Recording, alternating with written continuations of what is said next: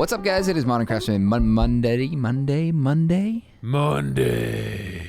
Nice. Little heavy metal. Yeah. Just like From down under. down, like Australia. Yeah. Ever Well, I hear think of that's it? where I think that's where I guess is from tonight. Really? Well, this morning, whenever That you would guys be are a listening. coincidence. It would be. So we have Jack from Nook From Australia. from Australia, Melbourne. Big fan over here. He obviously has been listening to the podcast because he calls me out on that. But we talk about the comparisons of United States and Australia, building practices, his literal nook of the industry that he's basically encapsulating down in Australia. John compliments his shorts. We all did. We're all jealous. He's got pasty thighs, though. That's why I feel like it was just he doesn't really wear them all the time. You don't think so? I feel like Did you it's see a how thing. pasty his thighs were? But I don't do thighs tan. Like my thighs don't tan. But it's because they're not out in the sun. They probably just Your burn. wife has True. white They do burn. thighs, or does she have? She has tan thighs. Yeah. Dang. You know. That was You're like right. a legit answer.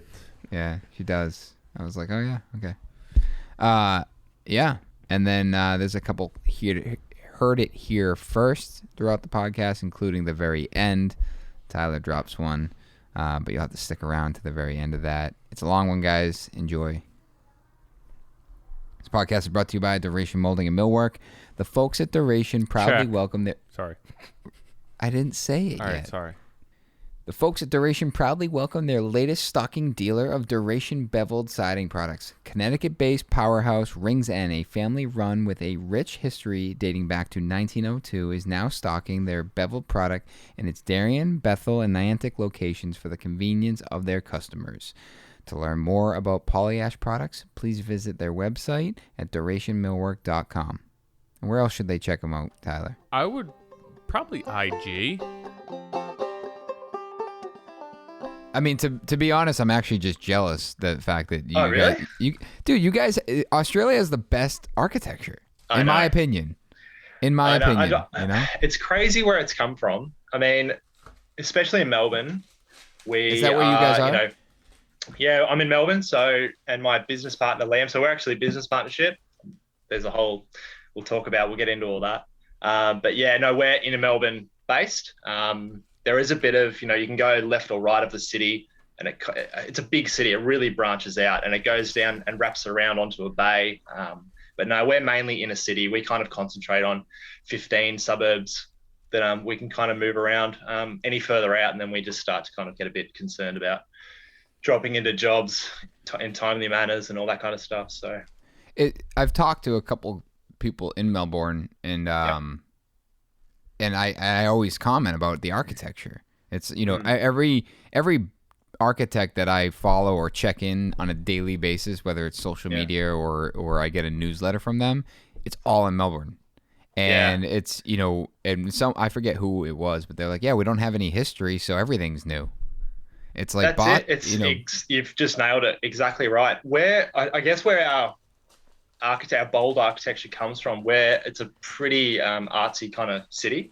We're big into food. It has always been a cultural melting pot. We've got a whole lot of different cultures that have come in through over the years. I mean, Australia being so young, we've been colonized. Where we don't have that really deep ingrained history. So from the States, you guys have, beautiful old architecture, depending on the state. I know you guys, you're from Massachusetts. Tyler, you're from New Jersey. Yeah, it's limited. Not the beauty 100% here is sure limited. on what's New Jersey architecture. Yeah, it's limited. That's an oxymoron. Yeah, that's it. But like in Massachusetts, like you guys have, those amazing old school style. What kind of architecture is that called? I mean, there's a lot. I mean, we call it traditional New England. Call it the good stuff. All the good stuff. The good stuff. I just know it as Patrick Hourihan architecture because he's the only guy I kind of follow, and from that kind of state that I really like. His scale is just bang on, and he's kind of the guy that I just kind of encompasses that kind of style. So in my eyes, but I mean, you guys are there and living it, so I'm sure you've got a massive pool of people that are doing it. So I'm in Boston trying to take what I see you guys doing with modern architecture here, and are you literally trying to take what we're doing down there? Dude, it's so funny. I would love to jump into an old house, an old, like probably our oldest kind of houses in Melbourne were built in kind of 1900s. It'd be amazing to restore those, but there's so few far between. A lot of them got demolished to make, obviously pathways for new areas. It's quite a small city, but we're growing really rapidly at a kind of a scary rate. And obviously that paves the way for we need to get as many people crammed in here as possible. So doesn't it feel like they're printing people? Yeah, like that's it. Every market you talk to, they're like, "Oh, it's a housing shortage. There's a housing shortage." And I'm like, when did this all come about? Did they just start having babies after babies and then printing money? Every market. Totally. I mean, a lot of, again, being such a young country, we've got a lot of people coming in, which is amazing, because that grows our culture essentially, because we don't have, nothing's really been ingrained. So it being so new, we get a lot of population mass come in. Obviously the country and city are a bit of a hard thing in Australia, being that inner city life is quite privileged. It's awesome to be in the city. We've got a lot of money involved. When you go kind of out in the country, there's a bad stigma that you kind of get left behind. So a lot of people want to come into the city. That's where all the money is. That's where all that kind of stuff is. But it's really expensive to live here. I don't know if you guys follow Australian prices, but Sydney and Melbourne through the roof. How do we gauge that? That's it. 2x4 for us is crazy. But what's 2x4? Oh yeah, you guys are talking inches already. I've got a converter. I've got a converter calculator here, so whenever we're kind of shooting over, I've got to punch it in. But 2x4 is 90/45, just so what are you saying? The rest of the world knows. 90/45? 90 mil by 45 mil. Oh. That sounds way cooler. It's way cooler. And like when you guys say, "Oh, it's 100 degrees out here," I'm just like, "What? No, it's 40." I can't take you serious. I forget what post it is. One of you guys has shorts on that are like, I don't even know. Why don't you put a handle on? Why don't you put a handle on that pocket door for her? Look, she can't even get it. She can't even get it closed. Push the dog back in there. Got the stop in the right place. Though. No, it's getting there. My son cleaned it up because we made a deal. Tyler's giving me crap because there's no handle. Why don't you have a stop back there so it's not going so far back in that pocket? For some reason that stop doesn't work. The other one's dead on. I got to cut the wall open now. Okay, are we going to pick apart this room still? That's the worst. Put a bit of tape on the end so you can pull the tape. That's what we do. You're very true. There's a lot of things I could do, There's a lot of things you could do, but bandwidth, Or excuses, one of the two. So, yeah, that's it. All right, so getting back to Nick's question, architecture. So 45 90s? What are they? 90 45s. 90 by 45. That's big number first. 4x2. 4x2. So pretty much that's what we build all our houses in, 4x2. And there's a lot to be said with that.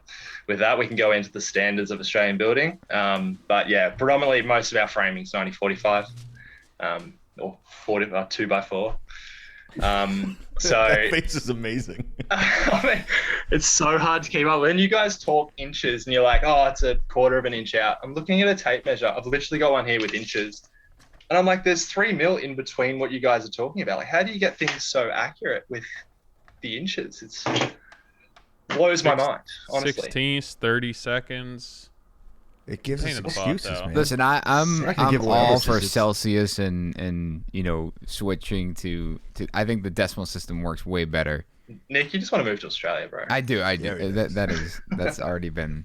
Let's be real.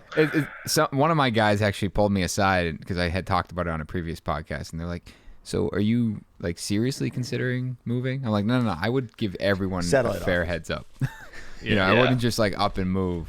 Imagine that. Right? It's just like, where'd Nick go? He is gone. He's gone. He's down under.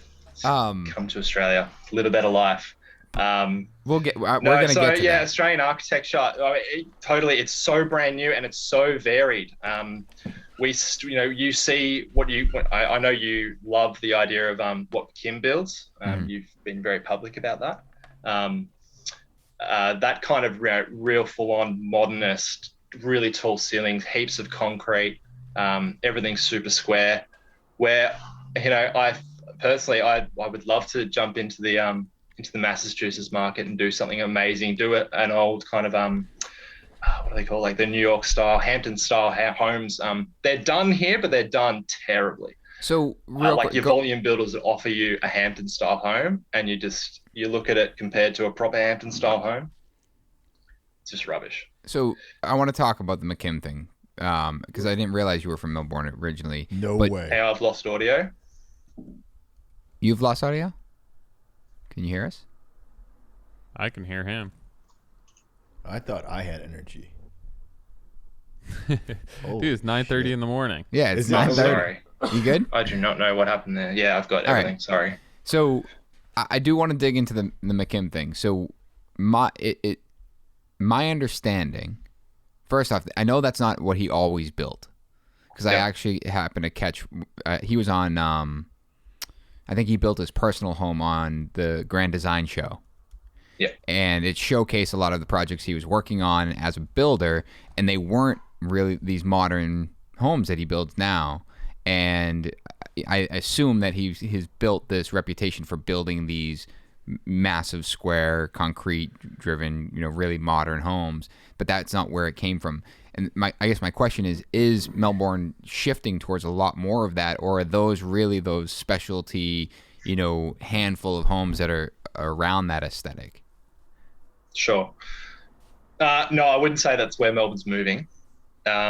We are still, our market being the high-end kind of residential, where those big concrete homes are kind of jumping up here in a certain suburb with big square meterage. We kind of concentrate. Our market is a lot smaller, being that we actually specialize in the really tight blocks of inner city Melbourne.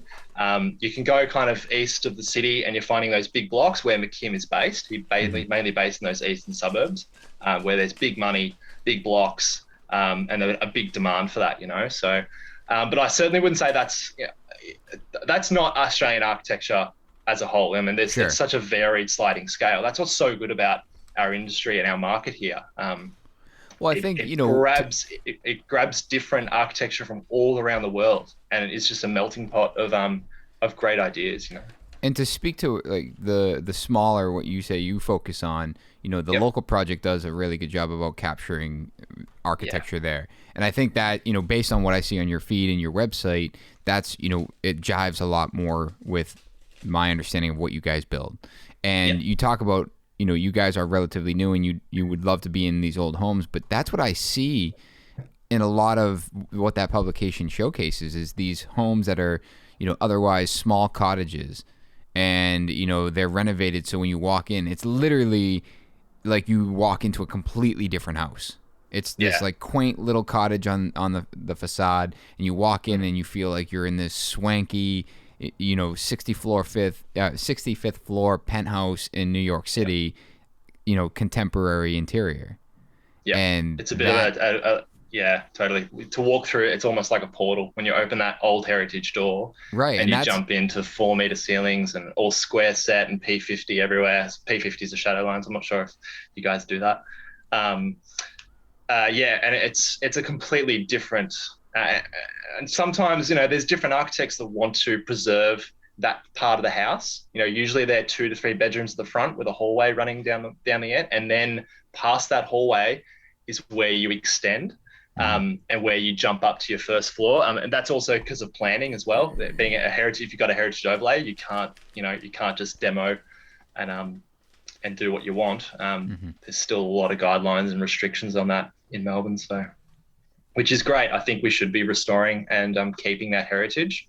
But it's push when it comes to population and house prices, which is a big concern at the moment.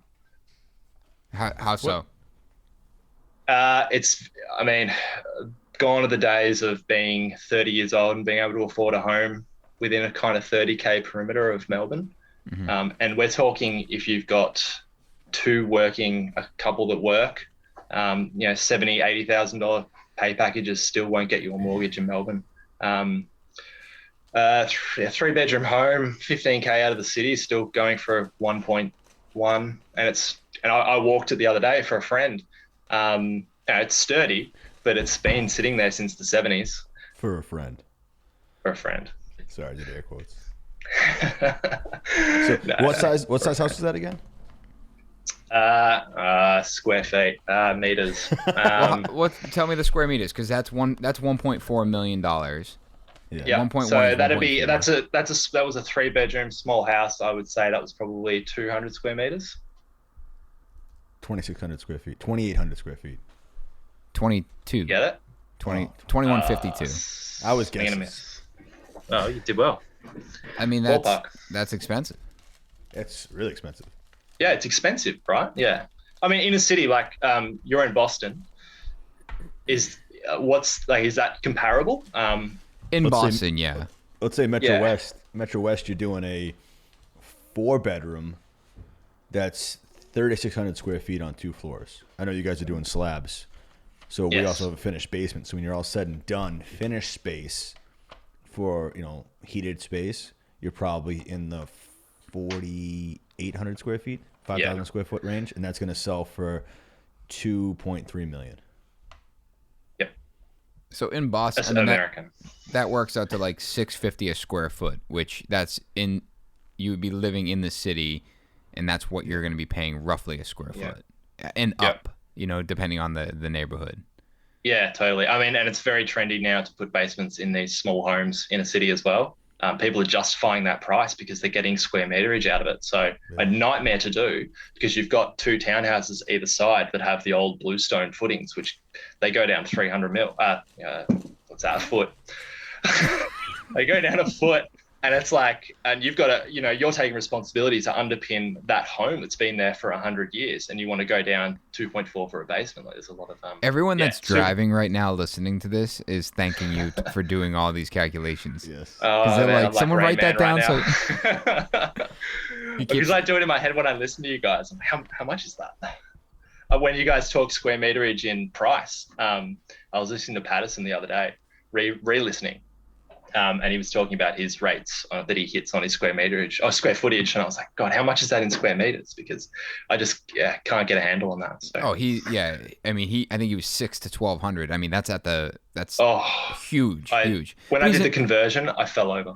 Yeah. I mean, I would assume, but I can't, I would assume that McKim's probably building somewhere around that range. Yeah, he'd be around that mark. Yeah. Ultra high end.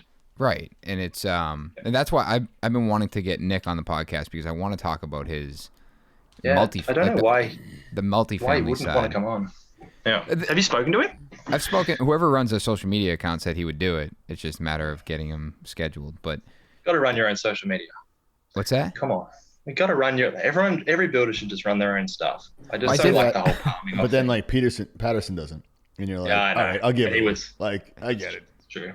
That's true. I actually sent him a DM after that and said, because that podcast was one of the that was just as COVID was coming in, and I tell you what, that podcast lifted me like I couldn't believe. The energy. And I actually sent him a DM. Yeah, and the said, energy thank was you for nuts. that. Yeah, but like his style of being like, don't be money driven. Like, we're so lucky to be what we're doing. All 4 of us here, everyone's listening. We love our job. We love what we do. We are in such an amazing. You could be sitting in a plastered room under fluoro lights day in, day out, punching numbers. Horrible. We get to meet new people. We get to show off craft. We get to build people's dreams. It's nothing more satisfying. So it was really good to hear. That was really refreshing to be like, concentrate on what you do as opposed to concentrate on the numbers, and then the rest of it should just fall into place. So that was really an awesome podcast. That and the energy he brought, and half the time he was like laying down on a couch. Ridiculous. Holding his phone. Yeah. On an iPhone. I'm You're like casually talking this fast. Right. I've prepped so much for this. Like, I've got everything set up. He just gets to lie down with a phone. Yes. Just like, yeah. So just good. Spitting out knowledge. Oh, it's incredible. Yeah. I mean, he's been doing it for ages. It's like, Stephanie, get my charger. I'm running low on battery. So good. So good. One so, of the best. Jack, you have all these samples behind you. It looks Oh like. yeah, so there's a story. He brought those in this morning. No. So my partner's an interior designer. Okay. And where we share an office kind of thing. We're at home. Okay. We don't have the office yet, so this is just a better background than my terrible house that I've just kind of bought, and we're in planning stage for getting it rebuilt. So I just didn't want to show off the ugliness. So with that being said, is this part of your business, the interior design side? No, completely separate. She runs her own business. Not your business partner. Okay. No, sorry. So my business partner, Liam. Yep. That's set up kind of. I've been working with Liam for 6 years now, and I was working under his company. We were just a carpentry company, and then kind of just escalated from there. And we needed to make the jump to the building company. And he pulled me over and said, I don't want to do it by myself. We've been together. It makes sense that we bounce off each other. We read each other's minds. Why not jump in? And I think it's, when John, you talk about you and Benny, it's such an amazing thing to be able to have that guy. If something happens, as in sick, wants to take a holiday, we can just, we can jump around and we can move around. We can pivot really easy. It's such an awesome business model, and I've been loving it for the past year. So really happy that that's kind of come about. And You say you've been loving it for the past year, meaning you started a year ago? Well, so Nook Construction is a company building. We're not even a year old. So all our previous jobs, so there's pretty much all of those kind of jobs previously have all been kind of owner builder. So owner builder, there's two kind of ways you can build a home in Australia. You can have your DBU, which is the builder's license, which we've got now. And then we're moving to, so previously was all owner builder. So the owner of the home can apply for essentially a building license through the Victorian Building Association.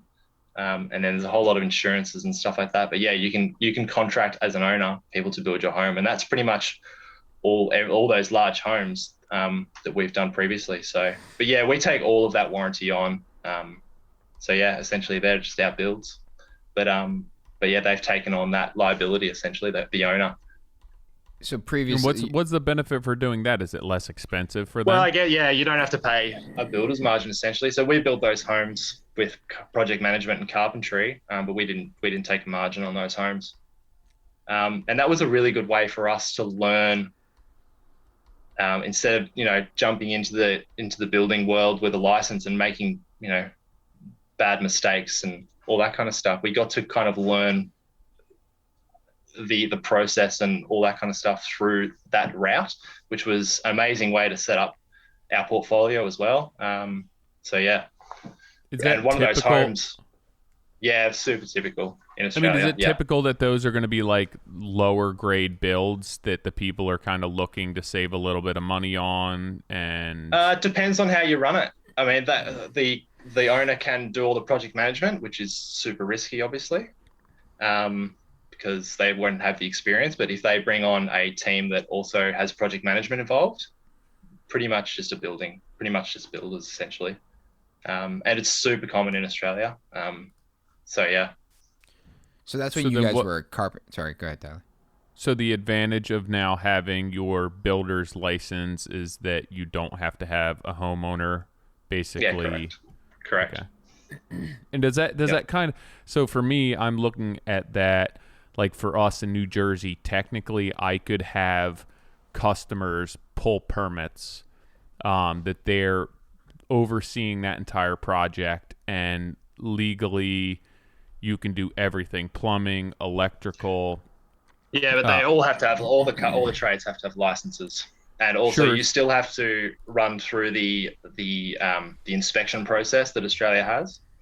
So a building surveyor still needs to check every stage of when a inspection needs to be done. Yeah, so it'd be the same thing here. It's just that, like if it's your own house, you don't have to be licensed. You can go and pull every permit that you need to get that work done and then oversee that job. But for me, that's kind of like a different, if somebody's looking to do that, they're looking to save a buck. They may not be so concerned with the quality that they're getting. You know, if somebody's like coming to you and they have the funds that they want a really nice project, they're not going to be like, hey, let me pull the permits for you and save a couple bucks so we don't have to get this person and that person. Is it kind of the same thing in your area? Yeah, pretty much. I mean, the only thing you avoid is obviously the builder's margin. So we obviously wouldn't charge a margin on top of that home. And yeah, because we offered the project management, that was purely by hour, most of those. So if they wanted us to come in as consulting with project management, we just pretty much just charged by the hour with that. But the carpentry was all obviously fixed price. So how are you covering that warranty if you didn't have a margin in it? So no, the warranty. So the home builders, it's a big rabbit hole, but the home builders. Let's jump in, baby. Okay. So if you're an owner builder, you pretty much take on the liability. Okay. If you have a builder's license, then that liability is on you. Does that make sense? Yeah, but I think you said that you still warranty those builds. Sure. So that's purely through our reputation. Yeah. So if something goes wrong on those projects, we're not going to say, "Oh, you're the liable one here." No. We go straight over to that house and we fix it straight away. I mean, luckily, all of those houses have had nothing wrong with them. One of those houses was actually for an architect, amazing architect. They do a lot of heritage stuff. They're based as heritage architects in Melbourne, and he was awesome to work with. But he just kind of wanted us to do our own thing. He came in, we did slightly weekly meetings with him. And yeah, but any time that something goes wrong, he had his hot water kind of stopped working, blew up. We said, no worries, we'll be out there tomorrow, and we fixed it. And that's purely through keeping our reputation. We're here for the long haul. So yeah, I love it. So you went from being more of a carpentry-based company to then builder. You said it ramped. You said it ramped up. What was the whole momentum? Well, we had done 5 or 6 home builders projects because we couldn't make that jump into the builder's license. But they just kept coming towards us. We just kept having this kind of reputation of, call these guys. All of the home builder stuff, the owner builder stuff was all kind of with architects and from an architectural pool. And they just kept coming to us with these amazing projects. And we kind of just kept saying, yeah, let's do it. That sounds amazing. They're too good to pass up. Hold on. So what do you think that reputation was that you were being like? I think there's a perception issue. Like when I was younger, I used to be super busy because I thought I was great at what I did and people loved me, but I was the cheapest. So like, I want to, if you look back now, I know honestly, I did the same thing. We took products on where we took no margin, did management, and we stick behind all those. So that's why I asked, because we're still doing, maintenance and whatever and stuff we bill for that's out of our range. By absolutely we bill for it, but otherwise we warranty it. But like, how did you, So the perception of being like, obviously you guys are the cheapest, so obviously you guys are going to be in front of any builder. Well, I just want to make sure it matched up. Like when you got the opportunities, you're like, oh, dude, this is amazing. They think we're awesome. And then 4 years from now, you're like, you have a beer with them. And they're like, no, we have like a whole community of architects. And we're like, dude, you want to get it done? Call these boys. It's a dime. I know. I hear. I mean, that was probably a factor. I mean, in my head, zooming out, if I was a client, it sounds good to me. But probably the difference was being high-end architecture. I mean, you have to execute. There's no doubt about it. You're in Melbourne. You're dealing with an architect that their whole tale is high execution. If you don't execute, you're out. You are off. You're on the blacklist, and that flows pretty quickly in Melbourne. A lot of there's something great about Melbourne architecture and even Melbourne building now, that it is so communicative. Everyone talks to each other. You were talking about the local project, Nick, like that, all of those little kind of pockets, and they all talk to each other. So, if something goes awry, something goes a bit sour, it's pretty often that you'll hear about it on the grapevine in Melbourne. So, so we knew that we had to execute to get, further jobs in this industry. And in that pocket of high-end architecture, which is where we want to be. We don't want to be talking about McKim and stuff. It's certainly something that I don't want to build personally. Mm-hmm. I love the idea of just keeping small. That's where the Nook name came in, where a small part of a big home, but where the small part that kind of everyone sees and it's like, oh, that's cool, like a study nook or a little play nook or and let me pause you there for a second. Yeah, sorry. I the love you nook, more now, just for the record. Thank you. I love you more. Yeah. the Nook name, you say. I'll let you guys have a moment. Dude, how awesome is that though? That like, so you see a cool name, you see a cool brand, but then when someone, I didn't put it on you, give me your spiel, and it just rolled so smooth that it's like, oh man, that's awesome. Like that's super cool that you found your Nook. Nook, yeah, totally, and that's what it's. Yeah, that's exactly where our branding hit, which is really cool. And you guys talking to Aaron last week with Hummingbird and him describing the Hummingbird, I'm like, God damn, he's thought about it. We thought about it as well, and so many people don't think about it. They just sorry, Nick, they slap their initials on it, and then that's it. But like, it's different. With Nick Schiffer, you get Nick Schiffer. You don't have to. You don't have to. Extraordinaire. He dropped the. It used to be the Nick Schiffer. That's it. So I propped you up. We're in the friendship nest, so we can rag on each other. Surely. Don't backpedal here. No, I mean I've said from I'm gonna just kind of say like we just 7 years I spent trying to buy nsbuilders.com, and we finally we couldn't buy it, and we just got it this year, and we just still send him emails that are design build repeat. You do, and I've deleted it so I don't get them. But I spent 7 years trying to get that because you're absolutely right. I just slapped my initials on it. I wanted to be a builder. I just went with it. And there was so many times in those 7 years that I questioned whether or not I should change my name. And when John came up, I remember when John sent me his early edition of like, hey, I'm going to go off my own. Here's like, it's going to be called Vintage Builders. This is what the logo looks like. I was pissed. I was like, shit, like he's got it. He nailed it. And I didn't want Vintage Builders, but I wanted something that separated the name, and I wanted something like I'm with John. I love Nook. It's so simple. Like I'm very much of the one word, brand where it's, like my wife and I talk about opening a coffee shop, and we constantly throw out like single words that like could mean like what we want it to be. And there's a great one in London called Grind. And it's like, I love their branding. I love the name. I love the fact that it's one word. And that's always been something that's in the back of my mind. And, I think I probably think about it too much in the sense that I can't change because it would be a nightmare, and I would lose all this momentum with what I've built. But in the same time, it's like, would I though? I'm sitting here re-questioning myself. That wasn't the intent. Going back to my question, so you say Nook as in like the small part of the home, and when you said that, I was actually thinking that you were going to say a small part of a big city like Melbourne.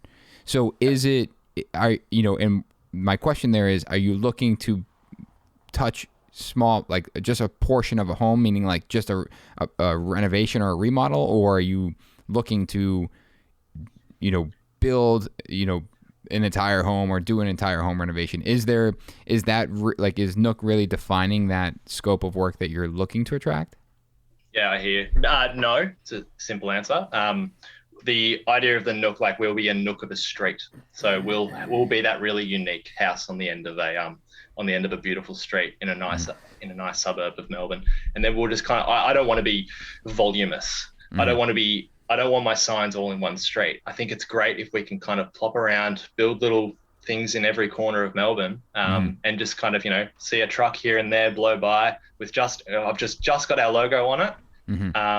And our .com on it. That's all. We a little bit incognito as well. We kind of want a bit of mystery. Not mystery. It's probably a bit too romantic. No, but I know where you're going with it. It's they see Nook and they don't know what it is, so they hop on their phone and they type in Nook. That's exactly right. And it comes up. It's that was going back to my brand. It's like we started with a very complex brand and had all these like components to it.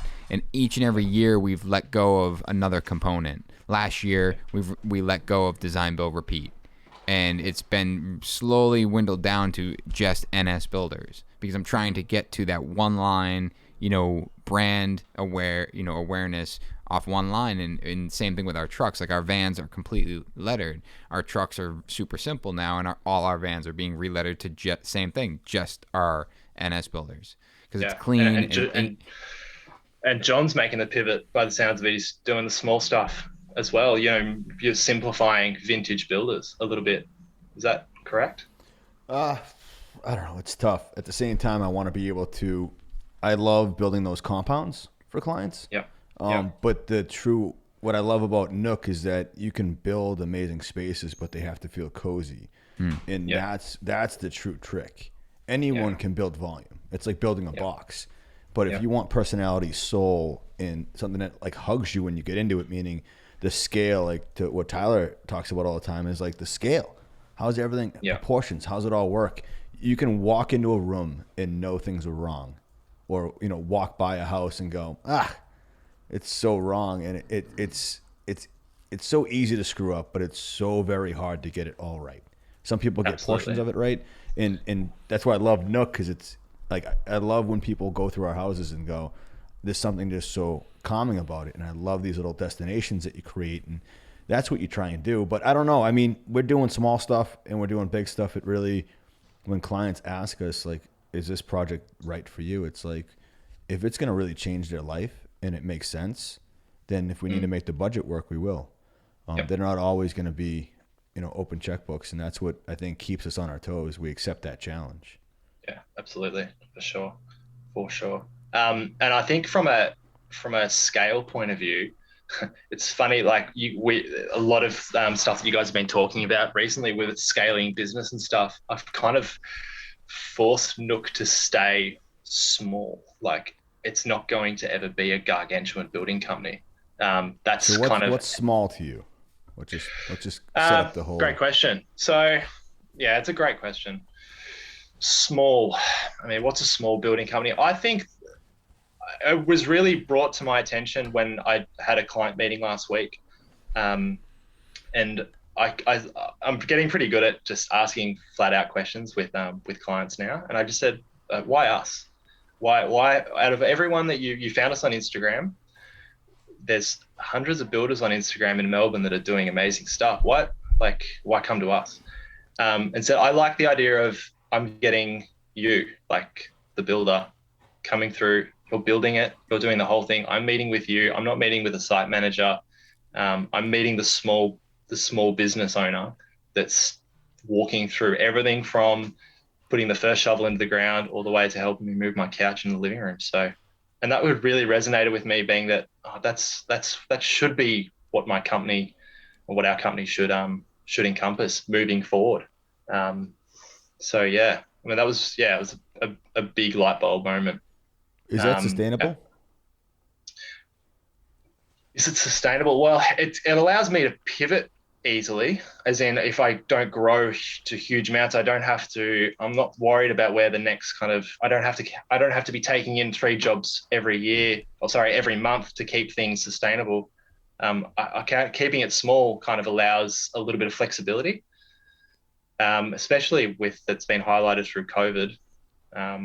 Being able to stay small and move around, maybe do a bathroom here or there without being forced to take on huge projects. It's advantageous. So how much of the work are you actually doing? Personally, I'm bags on. I'm carpentry at the moment, but it's going back to sustainability. It's not very sustainable moving forward, because I've just spent 2 weekends in the office, and everything before that I've been doing the same. So we're at a point where we're probably going to have to be looking at obviously bringing on new people, being probably carpentry. We've got in-house carpentry still, and we love it that way, and we want to keep it that way. But yeah, something's got to give at some stage. For sure. It's just funny. What's that give?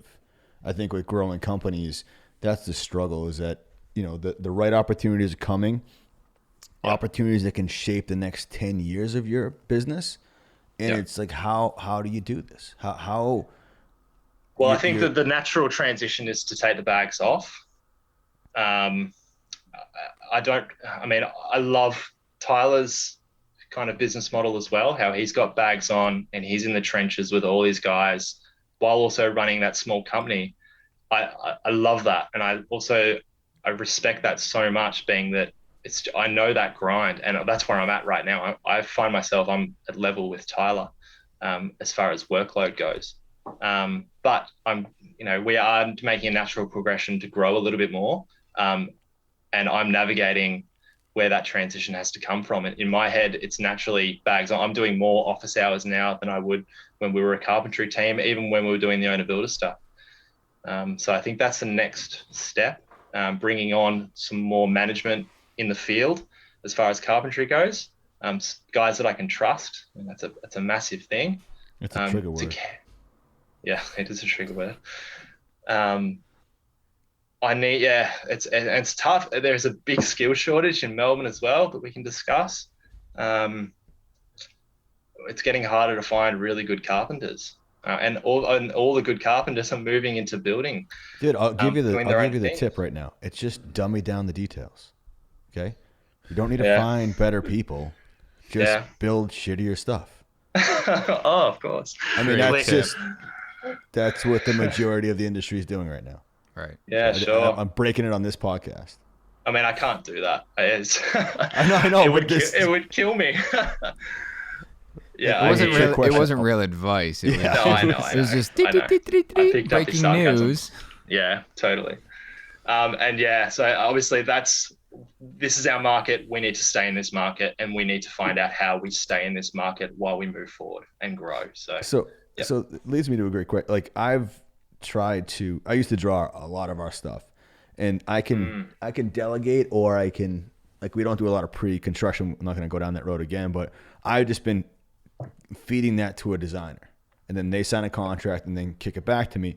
But like, I look back at when you're talking and going, all right, when I was a carpenter and I didn't grow my business per se, I was in my business. Yep. I wish, could I have hired that PM to then run the projects per se? And like, you get me? Like, I've tried to scale this 100 different ways because we talked to different people on social media. Is that something that's crossing your mind? Or if you're going to be the owner, do you have to be the one that elevates out of that lead carpenter role that's on site every day? Totally. And I've got two guys under me, fully qualified and apprentice, but he's also a fully qualified joiner.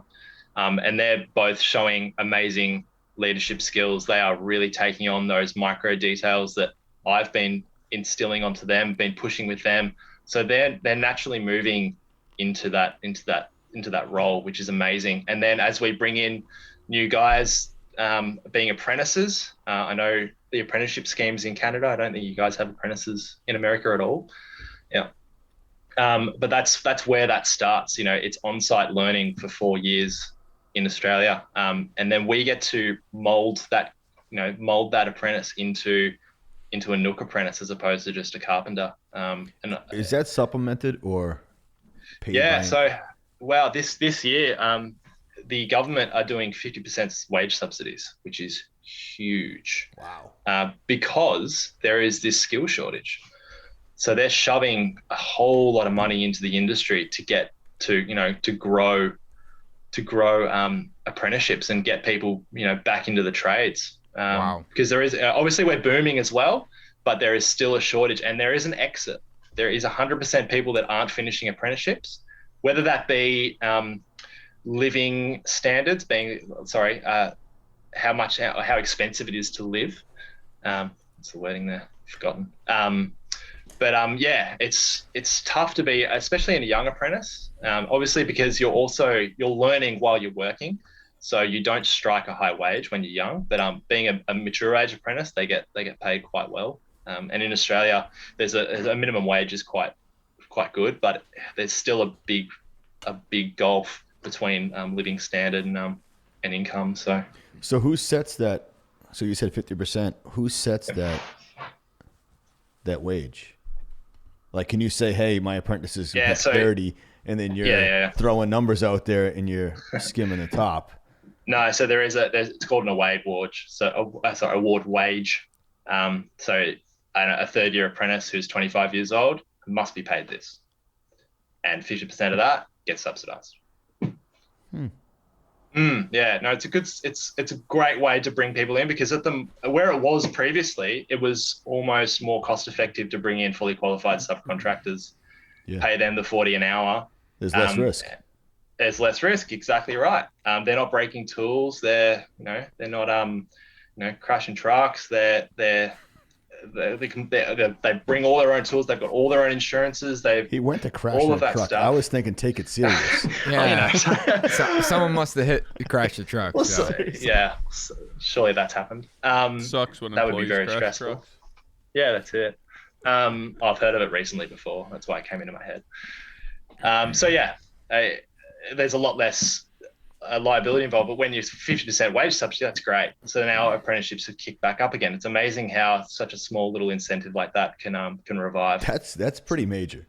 Yeah, that's awesome. Yeah, it's huge. That it's would huge. change And that's the part game. of that's part of COVID as well. I think with a lot of money's been put into the industry, which has been really good. Well, I say that, but there's a couple of grants that have hit the industry that haven't been good for the industry. Which you guys are waiting for me to talk about, clearly.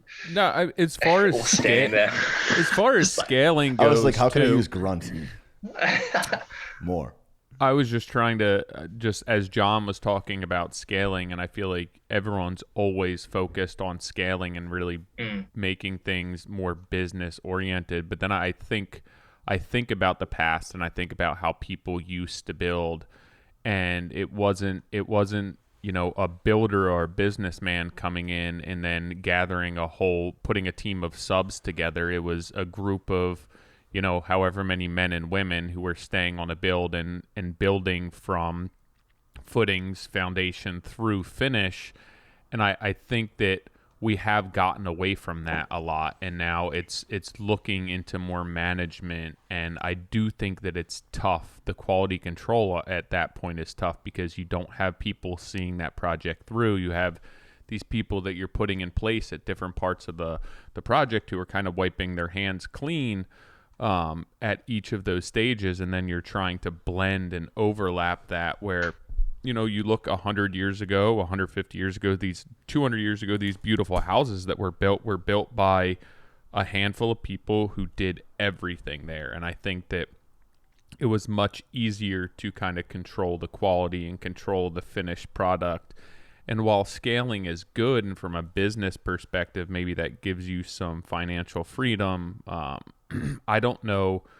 Maybe big picture, the industry, it's what has to be able to be done for people to kind of make it within this industry. But I don't know, if you're looking to hit quality and you're looking to kind of create these little, like you said, Nook projects, that scaling may not be the best thing for you as of right now, because I think that it's inevitable that quality is going to take a hit, and you're going to have to take the bags off, and you're going to have to start managing people and personalities and trying to piece these projects together with multiple hands rather than being able to keep things in-house. So it comes down to what you want and what your goals are, and maybe they change in 5 years, but if that's what you're looking to do right now, that might not be the best answer for you.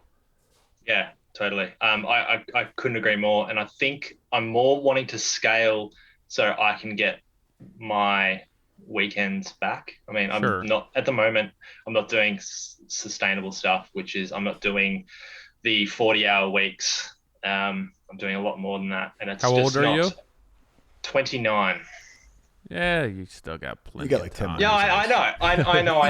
I totally, and it is a grind. I don't have, being a young company where I need to, put extra effort in. That comes with time. I'm putting that extra effort in to perhaps make up for some stuff that some inexperience, which is 100% there. I'm comfortable with that. I am a young up and coming builder. But I kind of love what you're prioritizing already as a young builder, that like you said, hey, I had to work the last 2 weekends and it was like all paperwork. That shows to me personally that your priorities are right, that the production on the site and getting those details right. It's not like I was working by myself and forcing the rest of my crew to work that weekend. You're picking up the pieces of the actual business part. And that's true. I think a lot of us go home, and I'm speaking for you guys, is that you do work all day. You're hitting the site, and then at night is when you're doing the proposals, you're doing the estimates, you're responding to a bunch of stuff, and going through those lists of things that aren't carpenter related. And I mean, that's to me, it's a good asset to have when it comes to delegating. Yeah, and I think that's kind of what you have to, I don't know. It's kind of what you have to do, and I think that you will get to a certain point that you'll be okay stepping back and being like, hey, listen, I'm not going to be on the job today because I just have to get this stuff done. And I think that that's more of a mental and a personal growth, more so like you could do that now and you can afford that now, but you just mentally might not be at that point where you're okay with saying, hey, you know what? I'm not coming into work today. You guys can handle this. I just have too much stuff to do right now. You need to be there. And like, I'm still very much that way, but I know when it gets to be the point where I just like tell the customers I won't be there today. I have stuff to do, but it's still a lot of nights. It's still a lot of weekends, especially if you're that immersed in a project, because those little things that anyone, the things that you see and you experience that annoy you about a job that you want to do right, or that you're completely immersed in, they don't affect you the same way if you didn't necessarily do that. Like, I can walk by something that a sub does for me and be like, you know what? It's the best that they can do. I can handle that. That's fine. I'm going to leave that. If I were to do that myself, I'd be like, ugh. Like, I just personally have trouble leaving it. I'm going to try and fix it. And I think that separation is a lot harder when you have the bags on. And it's tougher to walk away from that job. It's tougher to not be there all hours. It's tougher to not work the weekends because you're controlling every single move on that job. The control thing, big emphasis on the control thing. I worry about if I'm in the office on a Wednesday while my guys are in the field, what am I missing? Like what terrible thing's about to be covered up that is that's not going to work, our tile layout that is going to literally make me rip the tiles off the wall and fix it. It's scary. I mean, that's never happened to me, but I think about all of those potential problems. Perhaps it's a negative way to think. Don't know. It's so counterproductive because you will stay in the office to do work, but yet your mind focuses on all the things that are going to go wrong. Field. So then you're not really focused on the work you need to get done. True. And we all talk about brand, and I think it's a word that's overused. And I've more focused on, like, I can picture myself where you are. We're 3 years in, and it's like I said to my wife, I'm like, this is what my mom actually is like. I'm gonna put this effort in because this is my brand, and it's not my brand. It's my goddamn identity. This is how I see everything. And Tyler's brought this point when he opened his own IG account, and that it's been triggered since then. Tyler, is that I don't know if I need to show anybody my personal side. Like, I've thought about that when you're like, I have my thing and I, do my tats and all that. And I love learning more about you, but it's like, I don't think I'm good. I can shut off, and I think my identity can be Vintage Builders and what I create and everything that happens inside this house with my kids. I'm like, oh, I'll do a post. I'm coaching today. And I'm like, you know what? I'm just going to enjoy the coaching. I'm just going to enjoy that moment. And what I put out on social as my identity. So my whole point, Jack, is that like the first 3 years of you like focusing on this stuff, it's 30 years from now, it's the same thing. And that's what makes you good. And that's what makes you going to thrive, is that this is going to be your focus all the time. And the hardest part of that is how do you let that trickle down to everybody? That's the essence of what I think I try to do, is that whether it's a subcontractor, a laborer, a dumpster company that hits the site, they all have the same thought. When they pull up, they go, all right, let me check on where I want to put this. Let me communicate. Let me know what's going on. Not just drop it and screw it. And clients can see that. And if you let that go, that's something that's almost harder to repair than ripping out that tile. Totally. That's what the focus is. 100%. And you set the standard with, you can set a standard without even being on site. You can have a beautifully set up, hoarding with all of your signage, clean as you walk onto a site. Already, if it's clean, you've set a standard. a new plasterer comes on to start hanging board. Whoa, this is super clean. I'm gonna have to clean up and make this just as good as I left. Like it's the easiest standard. It's the easiest right. one to And do. people don't execute it though, John. I don't understand why. They ignore it. Trust me. Like we have laborers now that just go around cleaning, and I'm like, dude, 4 years ago, I didn't have to do this. What's changing amongst you people? Yeah. So a brick delivery gets dropped. I want him to be like, well, I need to drop this in the right place, because if it's not dropped in the right place, like I'm going to be up shit creek. These guys are going to call me and make me move it. That's awesome. Because if you're just piling the bricks on more rubbish, of course, you're just going to throw it anywhere. Like that guy doesn't care. He's exactly dump and run. And you don't want subs to be dumping and running. You want subs to be putting in 110% on your jobs. And that's part of setting up that guy to have wins in the field. And that's massive. That's a massive mantra. And I've picked up that from you guys flat out. That set up for success. All three of you do it. And I've picked that up from you guys. And I've taken it and run, and it's been amazing. So that's awesome, dude. Yeah, I struggle with it every day. You see the pictures, like, oh, your site's amazing, and I want to be like, you have no idea what it took the last 3 weeks to be like, yo, what the f? And like even some of my aerials right now, I'm like, that pile's still there. Like that's how I look at every image. It's like that brick wasn't that supposed to go? Didn't I ask that to go? Hey, do you get nervous sometimes putting up stuff on Instagram? Just being like, oh man, I get paralyzed sometimes. Just like I can't put that up, and I flick it and I don't post it because I'm worried about someone seeing that. You know, there's a bit of rubbish in the corner. There's definitely, I mean, everything is filtered, right? So like, and I think that you're right. The first thing that we do is we filter it through our camera roll. It's like we're looking for a photo to post, and it's like, I can't post that. Yeah, you know, I mean, yeah. And it's funny.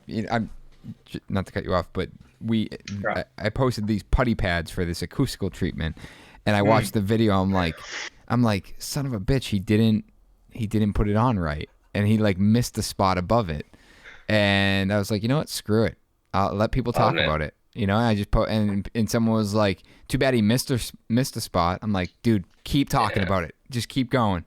Let's go. Like, just blow it up. Like, everyone called me out. And you know, it was a mistake. It was like an honest mistake. But yeah, there's certainly things that's like, you have to, right? Because like John said, it's like this is your identity.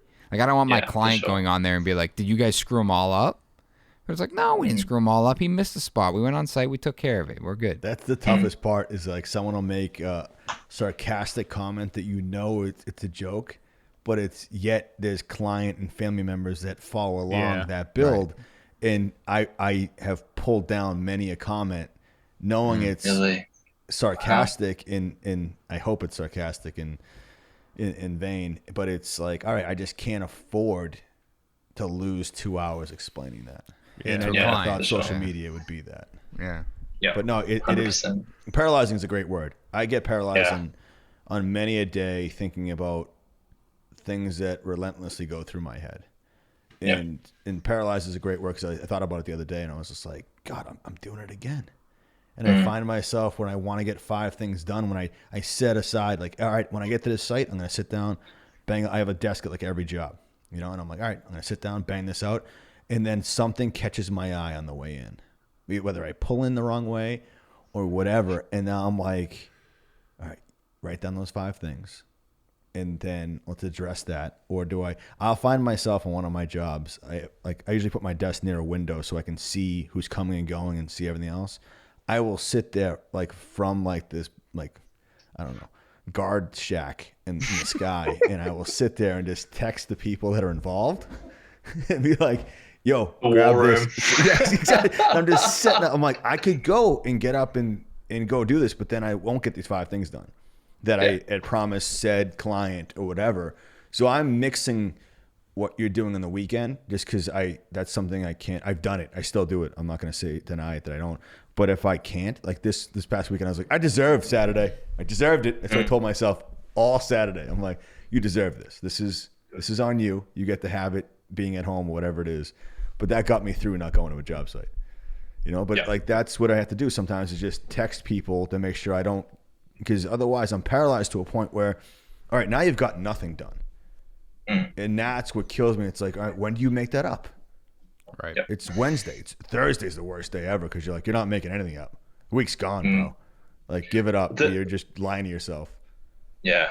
The time suck for me on the weekends is pretty much client relations, because that is so important in the building industry, especially residential. The client relations in regards to costings, tender processes, setting up pre-construction meetings. I feel really obligated to punch those out really fast and really quick, and put a lot of effort into it, as opposed to I'm okay with not, sending some guys early to kind of do some stuff that I know that they can handle. I need to be able to swoop in when stuff's really important on site. And then that's when I come in. I need to be able to hit those meetings, the correct meetings, as opposed to putting effort into things that aren't that important. Like when they're doing some general framing, I don't have to be there. It could be great if I could be there, but I need to be in my head. I need to prioritize what's important right now. And that's a really good way of putting it, John, being up in your war room, thinking about, what do I need to do? What's the biggest priority right now? And delegating and moving stuff around. And that's something that comes with experience. And I'm learning that always, every day, learning it. So it's tough. This is a real good trick and it's real, not like the fake one I said earlier, is that when you're comfortable, it's when you're doing something wrong. Yeah, totally. I find that whenever I'm in my comfort zone, I need to be doing something else, because comfortable wise, I should have delegated the comfortable thing. Or when you're comfortable, I feel like you actually make the most mistakes, because when you're uncomfortable or when you're doing something that you're not completely confident of, you're questioning everything and you're taking your time and you're double and triple checking everything. And then when you're comfortable, you walk into this, I've done this a million times, and that's when you make a mistake, because you're not really on your toes. Yeah, underestimate it. Yeah, and you don't have that little bit of anxiety that you're afraid to mess up, that you catch all of those little things. Anxiety is such a tricky thing. I know. Like, I listened to a Rogan podcast months ago, and I forget who it was that went on, and he was a comedian, I think, and he's like, yeah, I get anxiety. And he said, I got anxiety where I couldn't get on stage. And he had someone else tell him, I forget who it was, someone will probably comment on it, but he goes, some other high-end comic came up to him and goes, what you're feeling right now, this is why you're doing it. This is why you're getting on stage. And Tyler, to your point, it's like, I enjoy that. It's ever like seeing a cut that's really bad, it like tingles up your back, at least it does for me. And I'm like, oh, it makes me uncomfortable. It's like, but maybe I want to keep thinking about that moment, because I want that tingle. And that's why I think of Nick a lot when I think about this. It's like, he's always chasing that tingle. It's like, it's like, how do you make sure that you're still going numb over here? Yeah, but it's still fun. Like, you want that next product, and it's not like I said this to someone the other day, I think on Clubhouse, and they were like, yeah, I know I was going through this project, and they were like, I'm bidding it with other people. And there's a part of me that like, yeah, I shouldn't be doing that. At the same time, I'm like, challenge accepted. Like, I want to lay down the gauntlet for anyone that comes behind me to be like, like I said to my wife this weekend, I met someone on Friday, I walked away with a construction agreement, and then someone was in the driveway after me. And I'm like, all right, well played. I walked away with something. This person's wasting their time. So I'm better off. But I said to my wife, I'm like, I want to ask them, like, did they get, like, Jack, you were like, yeah, I asked, why'd you pick us? I want to ask them right now. It's like, out of the let's just say 4 people they met, what did they take out of the other 3 people? Like, what was the takeaways? Did I cover all the bases? Did I miss anything? Like, lay it on me. Like, not even knowing I didn't get the project yet. I wanted to know that feedback, because obviously we all walk away with a little bit of, like, I don't know if it's confidence or whatever, but you're like, yeah, I got this. But I do accept that challenge, knowing that they're pricing it with other people. It's not a great design project, but the challenge to make the house workable for the client is what I'm accepting. It's like, this house needs to be done right. And you can burn capital in a lot of spots that you won't see the benefit, even if you phase it right now. And that, walking the whole thing and letting the idea evolve. Like, I walked the roof. Like, it's a new house that they're buying. And I'm like, there was a ladder available. I'm like, oh, I'll just go walk the roof. I'm like, do you think anyone else went up there? That's my mind is, or am I wasting my time? My mind fucks with me quite a bit. And it's like, did I value my time, or should I have been somewhere else 30 minutes earlier? So I don't know. Maybe I'm crazy. That's a fact. Jack, that's you wanted to dig into. You got cold searched on Instagram and got entered into what you call a tender pool, or tender pool. Yeah. Well, I mean, I didn't get entered. I got an email through our inquiry forms on our website. It was an architect for us to enter a tender pool with 4 other builders. I'd never heard of this architect before. That was disclosed up front. Yeah. I'd never heard of this architect before. They kind of did some work not out of town, but in the suburbs that kind of we don't really concentrate on. And I was like, man, we had a lot of inquiries because it was COVID and it was coming out of COVID.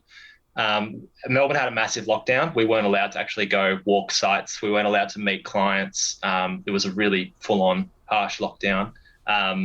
And then as soon as it opened up, inquiries went gangbusters. And also this home builders grant that the government had brought in, they were offering $30,000 if you had signed a contract before the 31st of December, which is New Year's. So everyone had 3 months to spend this $30K. We have the same New Year's here. Oh, perfect. Also, I didn't have to convert that. That's good. They get it a day earlier, though. Yeah, totally. And so designs that were coming through were being shoved through to hit this deadline. And I was looking at half-baked plans. I'm like, this isn't ready for a fixed price tender. Like, there's just going to be so much open door here that's the client's just not going to get what they desire. Anyway, so I rung the architect back and said, hey, thank you very much. I'm glad you liked our stuff on Instagram. And I said to him flat out, because I didn't jive with the plans. I just said flat out, just be very careful on calling builders just from Instagram. How do you know me other than Instagram? He said, no, I don't know you. I said, I mean, it's great that I can promote some good stuff on Instagram, but it's very easy to fake it on social media. I don't think you should be throwing clients down to, dangerously, potentially to the wolves, just on what you're seeing on Instagram. He knew nothing about Tail. He hadn't done any reference checks. And I just said, you'll be very careful doing that. And I just said, thanks for your call, and never heard from him again.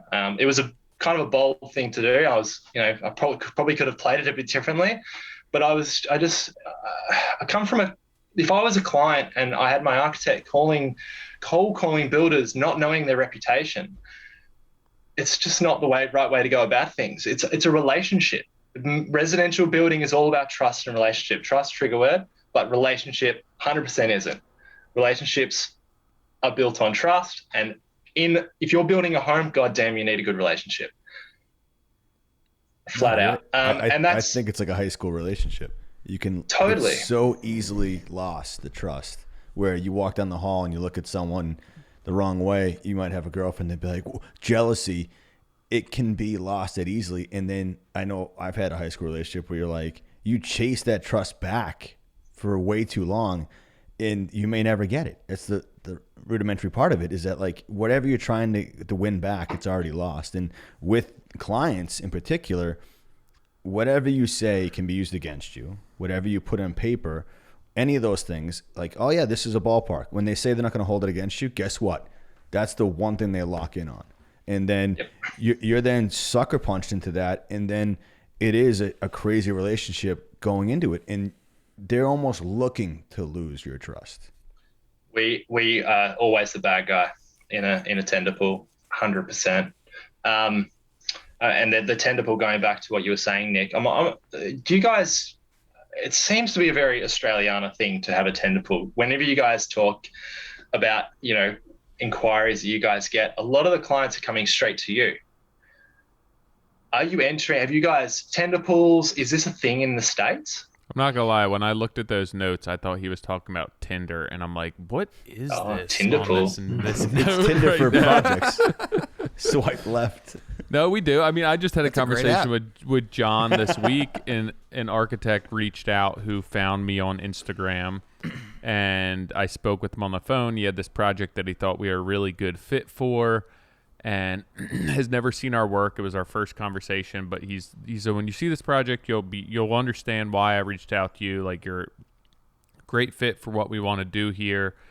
And he said he was finalizing some plans. He sent me some rough drawings, and then he sent me basically a permit set and an email like, hey, if you can get some pricing together, let me know when you can meet to walk through the house. This is going out to you and 2 other builders or 2 other contractors. And at that point, there was no mention ever before of 2 other contractors, and that's typically not how I want to work. But I get, for me, that's frustrating as well. And I responded to the email, hey, typically we don't go that route, but like, who else are you having bid on this project? And he responded with, hey, it's not like bidding in the traditional sense that we are looking to get the lowest number bid. And I found out that a guy that I know who's fairly local does very different work than what we do, but is one of the other people who he sent the permit package to. And for me, the issue is like, if it's a cost plus and you're bringing it to the table, it should be everyone, like John was saying. Everyone should have equal qualifications. The execution shouldn't be in question. Yeah, you can establish budgeting, see what people's price point, but it should be about a personality fit. But then to find out, that like this company is more structured towards doing like light commercial work, and they will do residential, but they don't do as much of it, and their overhead and they're structured completely differently. So then at that point, it's like, well, you're giving this customer wildly different contractors who do wildly different things, and I've never met them, and then you're asking me to put a number on it. So like my friend's number and my number may be similar because of the way that his business is structured and the overhead involved, but like what he executes and what I execute are 2 different things. What they specialize in, the volume that they can handle, is something that I can't handle. So it's like, why aren't you bringing people who do the same thing, or at least close to the same thing, to the table? And so for me, that's one of the reasons why I don't want to get involved with that, because you're bringing a custom, somebody who I've never met, and you want me to look at their project where they've never met me. I've never met you. There's no relationship. Like I said to John jokingly, you don't know, you may hate me, and I may I'll most certainly hate you, because like I don't even like the way that it kind of got off on that foot, where it's like, hey, you're just sending this out for no reason. You want to get numbers together, but like, why? For numbers? For what? Yeah. Well, you're not helping the customer out. You're not telling. There's no conversation about what we do. At that point, there's nothing differentiating or distinguishing me from those other 2 people. And for the past 11 years, all I've done is fight to differentiate and distinguish myself. Yep. And you're not helping me out. You're not helping the customer out. So it doesn't make that much sense to me. Bang on. It's so customer counterintuitive, the process. I've been to 5 or 6 before the end of the year. It was us walking in and the architect standing in between us for a 15-minute time slot. We got allocated a time slot to walk the job, and the client was on the other side of the room. It was so weird, like to have a chat with the customer, the architect, and they're showing us all, everything. This is where we're going to knock down. This is where we're going to extend. Okay, yeah, that's fine. But we would literally wave to the customer on the other side of the room, hey, and that was it.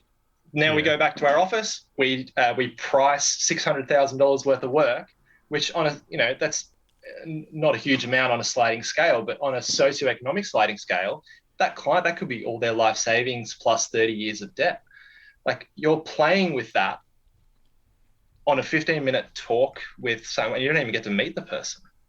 And when we accept the tender, if they accept the tender, if you potentially win it, and then maybe there isn't a good vibe with the client, there's still only really a half an hour chit chat with the client until we sign contracts. So yeah. But can you dictate that? Can you change how that's written? Great question. No, because you could. What? I You mean, getting arrested? it's What's gonna happen? it's so What are the driven. rules? It's so driven by the architect. The architect is the curator of that point. You know, we're Right now constant it is. contact with the architect. Yeah, but Right if you now. walked Yeah, over I to hear that you. client and Yep. just said, forget the job site, I can figure this out, and you just Yeah. struck up a 35-minute conversation while everyone else scurried around the place, I don't care if that architect doesn't use you, but if you made the impact, that client would go, I want Nook. Totally. Mission accomplished. I should have done that. Drop the mic and Yeah, walk away. totally. Because every other builder would have done the same thing. That's the thing as well. So you would have been that weird guy that went push the architect out of the way and move towards, which I don't want to do. Obviously, architects are part of it, but the client, it's, you know, we're building their home. I need to gel with that client before I need to gel with you. But I'll the work with walkthrough is you. irrelevant if it wasn't gonna work for you and you knew that. Then that walkthrough, I've done it. We've had, for a previous company, they gave a 1 hour window to walk the site, and I was like, oh sweet, I'll go do that. I walk in, and there's 4 other builders walk. It's a 1 hour window for all of us. And I was just like, okay, I didn't. It's like maybe I didn't read the it's whole like memo. public work. It's like a party. Yeah, It's so like you a walk the whole thing and you're like, oh, I know who you are. I know who you, and I'm like, all right, that's your price point. I got to fall in between you two. I'm Yeah. good. But That's it's like, the thing. Even like this architect, well, it's not a traditional bid, as in we're going to pick the lowest price, but like you're going to It's get still a 3 bid. prices back, and Still you're a bid. still making a decision based. It's based on a number, whether it's high, medium, low. Like maybe you're not picking the lowest number, but you know nothing about us, so About you're the still relationship. picking Yeah. based on price. it's on numbers. It's Yeah, like I think- maybe it's not the lowest number, but it's still based on numbers because you don't know me. You don't like, which And I don't. I can guarantee you we're going to be, you know, apples to apples, same size builder. If they're just building to hit standard, where we've got kind of our standard, we're going to be more expensive. And not by much, but we use our cabinet makers. They're a little bit more expensive. They only use certain drawers. They only put 25 mil, probably 1 inch door fronts. You know, we jump up to that next level because we that's our quality. That's also our tail. That's our reputation. It's so hard to get that through in half an hour. Yeah, you can't. And it's just something that we're still navigating. I mean, luckily we haven't been thrown into the tender pool for a while. We just had one yesterday that we've got to do. We don't have to do, but we've got the option to. But we've had a lot of inquiries that they've come to us, and it's been so refreshing. I used to get really jazzed up when we got a tender offer. I was like, yeah, this project's amazing. This architect I've always wanted to work with, they do amazing stuff. Now I get a tender offer and I'm just like, oh, man. Well, it is a double-edged sword because you know that client is at least vetted to a degree that they've spent X, Y, Z on an architect. Right. So that is better than a cold call per se sometimes. But what have they got in the back of their head? Have they been shown a price point from their architect? That's the worst. Are we trying to hit a number? Yeah. That's it. It's the worst. And well, I've walked in and it's been the worst. Well, I think the whole thing here is Nick does it the best out of all 3 of us is that they're going to get a list of who, like, let's say it from the other side of the pond. The client's talking to the architect and they're going to go, hey, I want to give you these 3 people or these 4 people.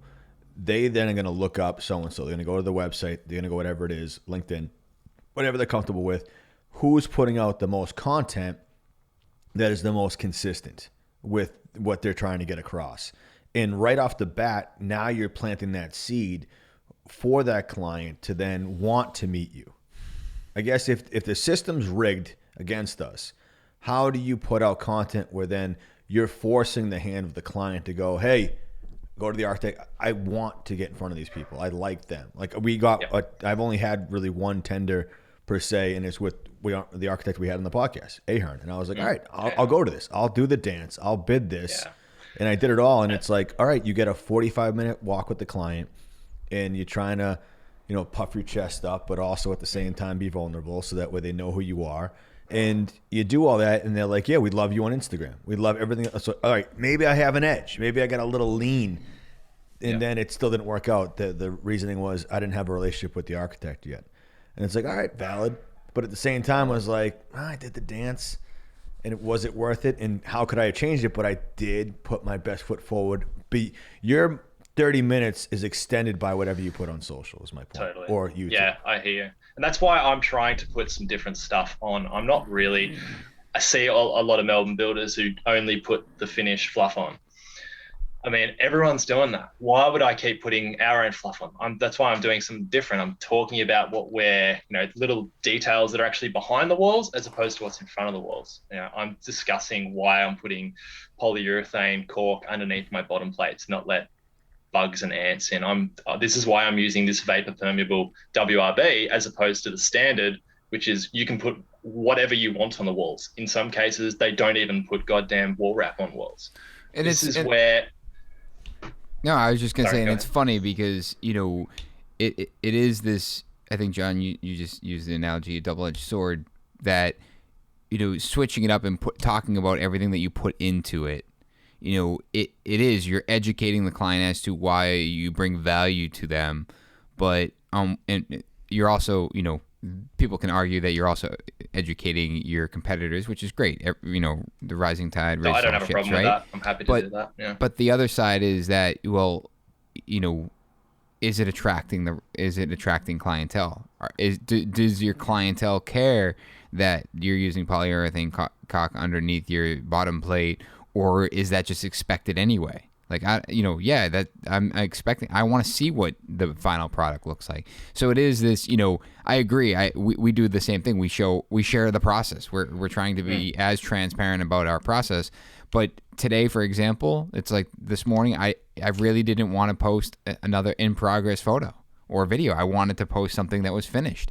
And all of our projects, we're at very similar stages with all our projects.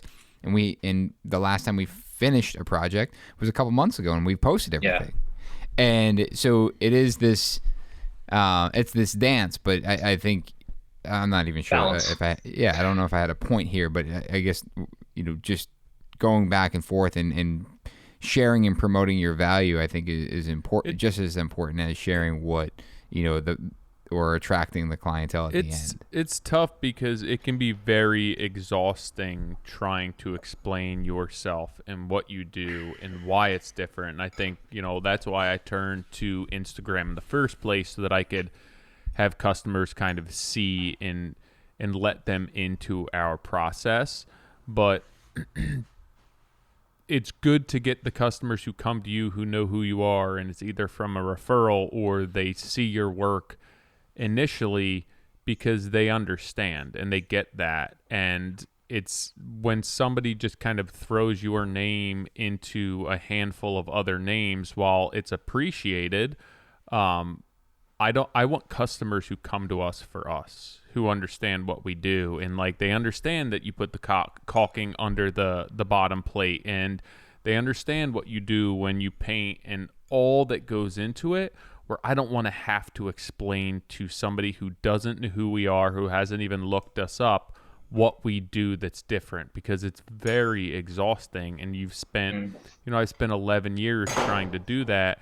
And I'm hoping to get to the point where if an architect sends somebody my way and says that you're a really good fit for these people, it's because they understand what we do. And that client wants that. That's why they're sending me that way. And so why bring in that commercial? Why that other builder that came in? So what was the architect's intent on bringing that other commercial builder who probably doesn't execute at that level where the client wants to execute at the TRG level? I don't even know if the client wants to execute at our level. I think that the architect's just giving her a handful of names and not necessarily differentiating between what they do. He gave him 2 names of people that he's worked with before, and then maybe she wanted a third. So somehow he stumbled across what we do. But nobody ever, they didn't come to me looking for what we do. And I know for us that usually it doesn't pan out. And it's not necessarily what I want to be doing. I want to work for somebody who wants what we do, and that's what makes it fun, and that's what makes it enjoyable, and the people appreciate all that goes into it, and they understand. And then you don't have to, it's even like a trust thing. You don't have to walk them through every single step because they see what you do, and they trust you kind of from the onslaught, because they're like, hey, we see what he does. We don't have to hawk over him the entire time. we trust this process. We trust that the finished product is going to be as good as they can do. And that's when it's a good customer and a good job. And that's kind of what I shoot for and what I want coming across my plate. I don't want to sell myself like to somebody. I want what we do to sell ourselves, but I don't want to have to convince you why you need to use us. But on the flip side, they could have gotten the idea of what Tyler costs and know it's high, and they may have already known that they were going to give the product to the other guy or girl, and that they wanted to justify that number with Tyler. Yeah. And I've seen that happen a number of times where, Nick, we talked about this on a bid that you were looking at. It's like you gave me the list of people that are on. I was like, that's not the right list. Like not everyone was even across the board. Yeah. And you're like, well, you kind of knew who that was going to, and they wanted to justify it just so the client knew the numbers. Yeah. Which that's frustrating. Yeah. But now you're a number. But I think experience lends itself that two things. You have to recognize, like I said before, when you think that your branding is, cupcakes and hugs, but in reality is you're just cheap cupcakes and they're not really that enjoyable, but everyone can get a dozen instead of buying one. It's also knowing that, hey, I'm stepping into this knowing that I'm willing to risk my time for the opportunity, and it's not a slam dunk. And we all need to take those little risks and kind of try and smash through that ceiling if it's there. If it's not, then, I think I try and put limited effort into it depending on what the opportunity is. Yeah, I mean, if the opportunity key. there is something that you're really dying to do, or at least to kind of build that rapport, 100%, go do what you have to do, play the game. But if it's not, if you don't think that that's what you want to be doing, or it doesn't really make that much sense to you, I don't think that you should waste that much time doing it. Sometimes you gotta call to know that they were bluffing. Yeah. It's like you gotta go through the whole thing. You got to put the numbers in, and that's the only way you're able to say, hey, where'd they land? What was the number? Like, why'd they pick them? Like, if you skirt out early, then you don't get the call, man. You already folded. So sometimes you want to play, and every once in a while you got to throw a hand in. I think that's probably project dependent as well. Like, if it's a really cool project, you will spend that weekend pricing that job because that is a cool architect. That is a cool build. You want that to be one of your projects. Like Nick, and that's where we're at. Yeah. Like Nick, you know where you are now on that big build. You were like, all right, I know where I am. Now you know. Well, that was the best, I agree. And for the record, you outlined that a lot more eloquently this time. Last time you were just like, yeah, they just brought you because they were trying to waste your time. But you're right. I looked at that as, number one, I was brought to a fictitious table with some guys that I look up to. And at the end of the day, they went with the highest price. And you're right. I called the architect. I was like, hey, Mick wasn't the highest, just for our listeners. No, I mean, I know, interesting note about this project. It was about a $10 million job, and there was four of us, and the spread was crazy because two guys were within $80,000 of each other, and the other two guys were within, I think it was like $6,000 of each other, and two of them were in the sevens, and the other two were in the tens of millions. I was in the lower tier. So regardless, like I was within shooting range of someone else, and I know Sounds who like it was. You forgot there was a backside of the page. Yeah. Yeah, where did that's oh my God. so agreed. I'm like, hold my, like that's a huge. I mean, I went back and looked at. I'm like, I mean, my numbers are there. I mean, there's a ton of allowance. Estimator. There's a ton. That would be me. And there was a ton of allowances there, but maybe I'm just looking at something differently. So you're right, John. I was like, all right, I'm gonna call the architect. I was like, they let me know. I'm like, hey, I really appreciate it. Can I take 10 minutes of your time, hop on a Zoom call? I just want to run through. I want to learn from this experience. I appreciate the opportunity. The guy that they're going with, like that's who I look up to. Like I know their work, and what I was told is they had the portfolio to back what this project needed, and I was like, respect that. what can I learn from this? And, you know, where were my numbers? What was different? What, you know, how did I look compared to the others? And it was this learning opportunity to understand. It's like, all right, you know, the things that I was off on was all the allowances. It was like we were looking at the allowances completely opposite sides of the spectrum, and that's that what architect should have given allowances. Should have specified. It was all yeah, those and to be fair, this wasn't a drawing set that was ready for construction. This was a preliminary, like very high level, looking for a high level what you think this project could cost, and we're gonna put a 25% contingency on top of that. So it was 25% of the numbers you were talking about are huge. It's freaking ridiculous. It's huge. Like, the fact that they couldn't. I love when I get a set of drawings that has like I literally have my own boilerplate, like what all my fixtures are going to cost. If I'm going to be guessing for you, this is what it is. And if you want to supplement that list, whether it's sinks, faucets, toilets, tile, countertops, the whole nine, I just have that boilerplate thing done so I can slide that in. And just go, hey, and this is usually, it's heavy, meaning we'll probably come in under, but it's heavy enough that I don't have to worry about someone going, oh, you've underpriced it. And it's like, and the reality is if we got that job, we would have probably ended up north of 10 once we got through another pricing round. But I would have been happy if you got the window number right. Yeah. So were you confident in that number? I did get the window number right because I got it priced. That number is bonkers. I was the only one that priced it. Everyone else put an allowance there. What would you say? Was I happy? Were you confident? Yeah. Were you confident in that 7 mil number, even though it was so far off? When you priced it, you were like, "Yeah, this is dead set my number. This is all of these allowances are going to execute." I was. If I got the job and they said we're going to hold you to 7 million plus a 25% contingency, I was comfortable with that. You're fucking crazy. That's fine. You are fucking out of your mind. That's I'm eating right. Hey.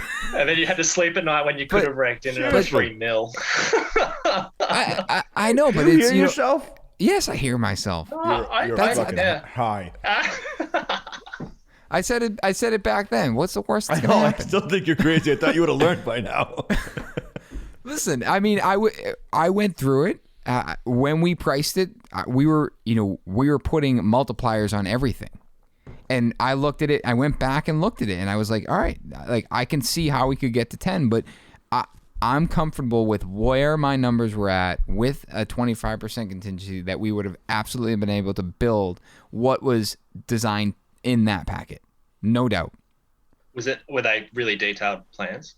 No, I mean enough to build off. There was still a level of design needed. So that's what I mean is that if they said, "Hey, build what you see here," there would have been a ton of questions and then final and figuring out. But if they said, "Build as you interpret this," 100%.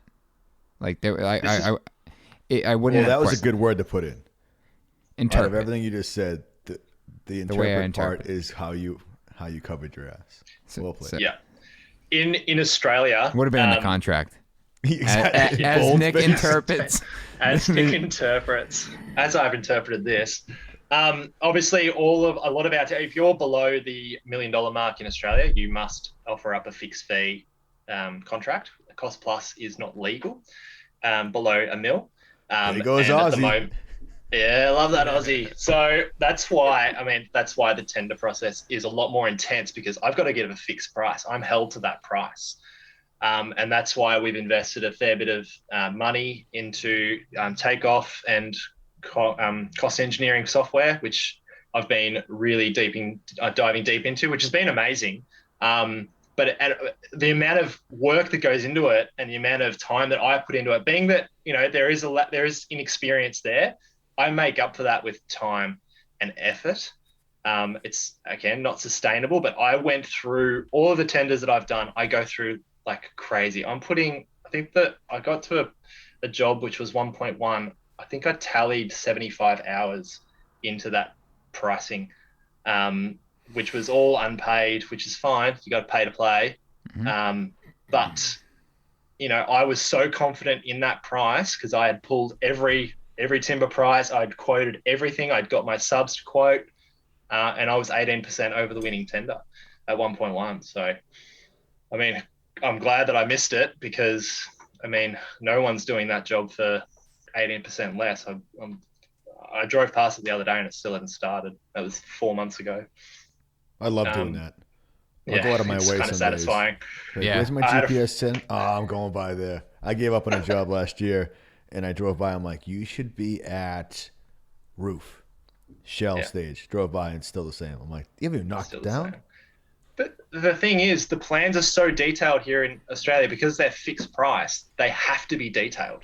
Everything has to be laid out in plans, because it's just going to turn into allowances, which is not what clients want to see. And architects don't want, they encourage to not have those provisional sum costs in contracts. So to be 18% away from really detailed plans, I mean, if I was the builder who had won it, I'd be pretty nervous personally, knowing that people were 18% cheaper than me. And I hear what that's why I asked Nick, were you really comfortable with your price? Because I just think, some people just don't know the running costs of their businesses. They don't know, they slim in margins that aren't really realistic, and they don't, you want your builder to be profitable in the end of the day. An unprofitable builder is someone that's looking to cut corners, kind of, looking to hand over a job that's, to finish a job, but you want them making money in the end of the day. Because it's still a job, it's still a business, it's still a career. So and I just we got beaten by 18-20% on another job, and I shake my head, because everything was on plan, everything was on paper, and it's scary that people are pricing them in such a cheap at such a reduced cost. I'm not saying that my price is the correct price, but they're pretty bloody close. I feel like I missed this. So under $1 million, it's what? Under $1 million fixed price. You can't do cost plus. And then over $1 million, you can do cost plus. But if you don't have banks will rarely lend to a cost plus contract. So if you're still seeking money from banks and a cost plus contract, sometimes they'll say no. So you're hot pricing everything with your trades? Yep. Every job? Every job. I'm trying to, we've got a lot on the table at the moment, and I know that I'm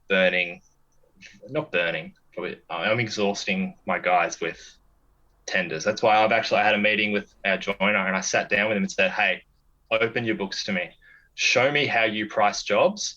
And I don't want to keep sending you 2 jobs a week, because you guys are flat out already. The industry is pumping in Australia. Give me the tools so I can do some takeoffs, and I can accurately price your projects. I'll send you the number. You can throw your eyes over and say, that's perfect, let's do that. And then I'd be comfortable to enter that price. So I'm taking a little bit of responsibility off them and putting it back on me. I don't know if that's a good idea or not, but it's allowing me to get prices out. But my question to you is, why ask for that? Why not, if you've been pricing stuff for the last 2 years, why not have that data at hand that you can take? Sure. Most of the time, I don't hit anybody up unless it is structural steel, window package, obviously framing and rough materials right now. But everything else, I'm not going to bother my side. Or Pedro, I'll be lucky if I get a hard number from him. It'll be a text, on my mason and those guys. But I know what my square face wall is going to be for a wall. Horizontal. I know all those, and honestly, I know them all in my head. So if I get a number, I go, wait a minute, my electrician just sent me a price for a house, and I'm like, yo, number of bedrooms, what am I changing in the frequency of this whole thing? There's nothing changing in the count. Why did you go up? But I need to know that right now, not go, all right, I know how he prices stuff. His multiplier is this.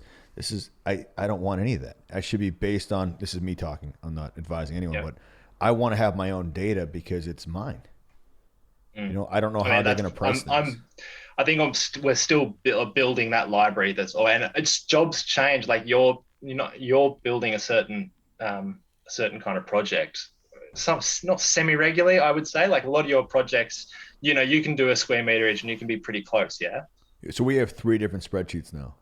So one's for renovations, one's for new construction, and then one's for kind of these, I don't even know what you call them. These spec, things that are being dictated by the market. That's probably the best I can do. Semi-customs? Yeah, but that's not, because it's semi-custom turns into custom. I just had an email with a client. I'm like, I don't have, and a spec, there's not enough management. It's a fixed fee almost on a spec. So if we're going to go off reservation and do something that's really custom, there has to be a discussion ahead of time that I need to add management to these things. I know it sounds crazy, but when you're doing a spec, the whole point is that you've kind of pre-written all these specifications and you just go. That's kind of the hope. But then we bring in all these, and Tyler brought this to my point years ago, is that I was like frustrated I couldn't build houses in 8 months. And I was like, what's going on? I got the same subs. I'm in the same area. Nothing works. And he's like, dude, you're just pouring in more details. And he's right. I just was totally putting blinders up that I'm layering in more and more things. I'm trying to make it better. So I'm going to always do that. So I need to come up front with that and go, hey, if this is a spec and you want to do a real custom job, not semi-custom because I'm lying to myself and I'm leading them on, but if it's going to be custom, like we just did a house that had $200,000 in upgrades. The base contract for the house was like $900,000. Like that's not semi-custom. That's a lot of work, and my management didn't change. So that's where this is about part of what I say about being in the business. I'm still finding myself a lot of times stuck in the business and not realizing this till afterwards. And it's like, all right, so how do I make sure that this doesn't happen and be upfront? Where semi-custom is just a brand, and I need to make sure that if it goes that route or even hints to go that way, I need to be able to elaborate that we have to add this and this and this and this is why. Yep. To go back to what we were saying about why I get fixed, why I get in touch with all my trades and say, I need a price for this.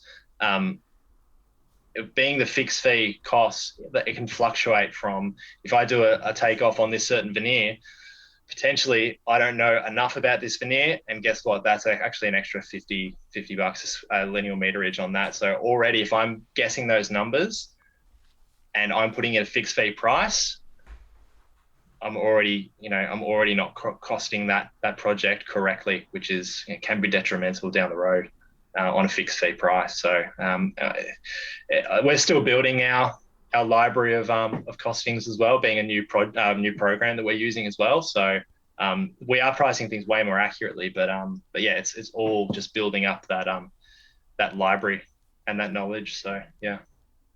What are they doing about? Are you allowed to have in your contract basically something to protect you for variances or changes in material costs, like with what's going on right now? Yeah. So that's just got to be a special condition. So we can add special conditions, and that's a recent one we've added, being obviously watching what's going on. We haven't had huge hikes like you have. I've been following a little bit of what's going on, but that sounds really full on what's going on down there. We're seeing a bit of a timber shortage, but we're not seeing great influxes of price, which is good.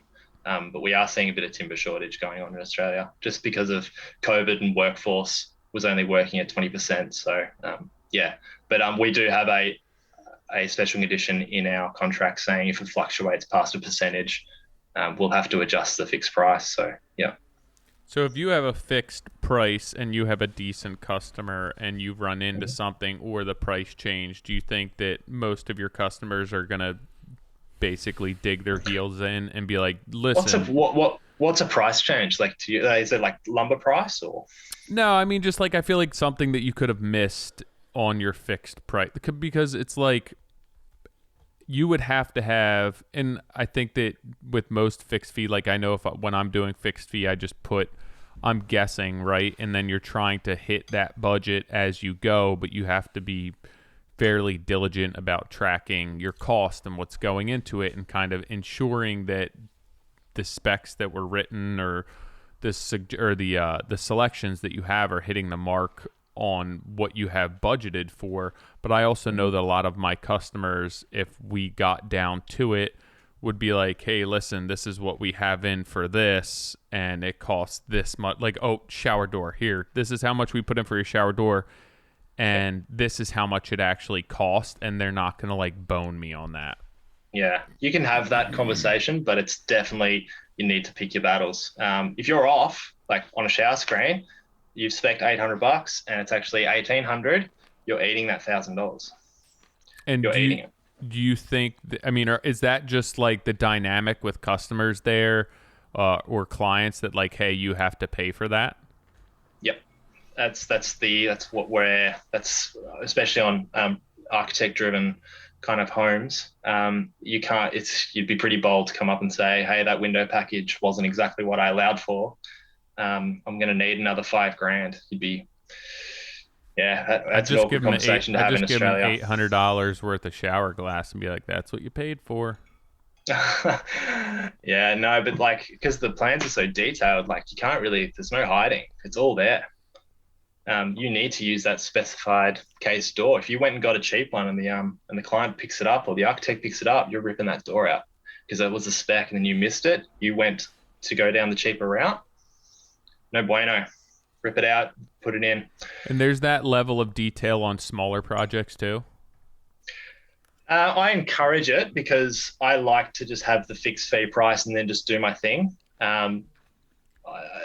Cost plus is a lot of work, and I've thought about how it would work in my head, and I feel as though I'd always kind of be justifying prices. I don't know if that's reality. I've never done a kind of cost plus it contract. Yeah. Yeah, it definitely probably depends on client as well. Yeah. The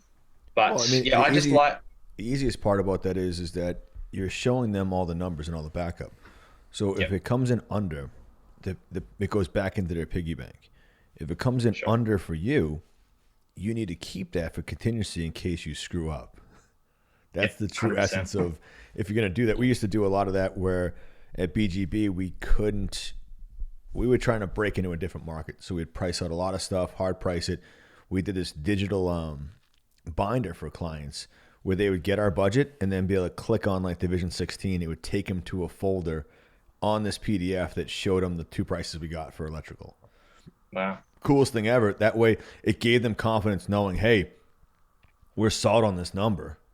It's not fixed fee, but that's what we're at. Look at the quote. And then we'd then give it to our PM that would have a run, just run with it. Here's everyone we think is great for the project. If you want to have your own network come in, because everyone should push their PMs to have their own network because that's what's going to be key. And then buy out certain areas to make more contingency available when those unforeseen things come up and you're not tapping it so that way they can put cooler stuff in because it benefits all of us. Yeah. So, I mean, it's double-edged sword, but if you have the time to do it, otherwise, the only good thing about pricing it out is that you find out who's pricing it. Oh, so-and-so is pricing the same window package. Who is it?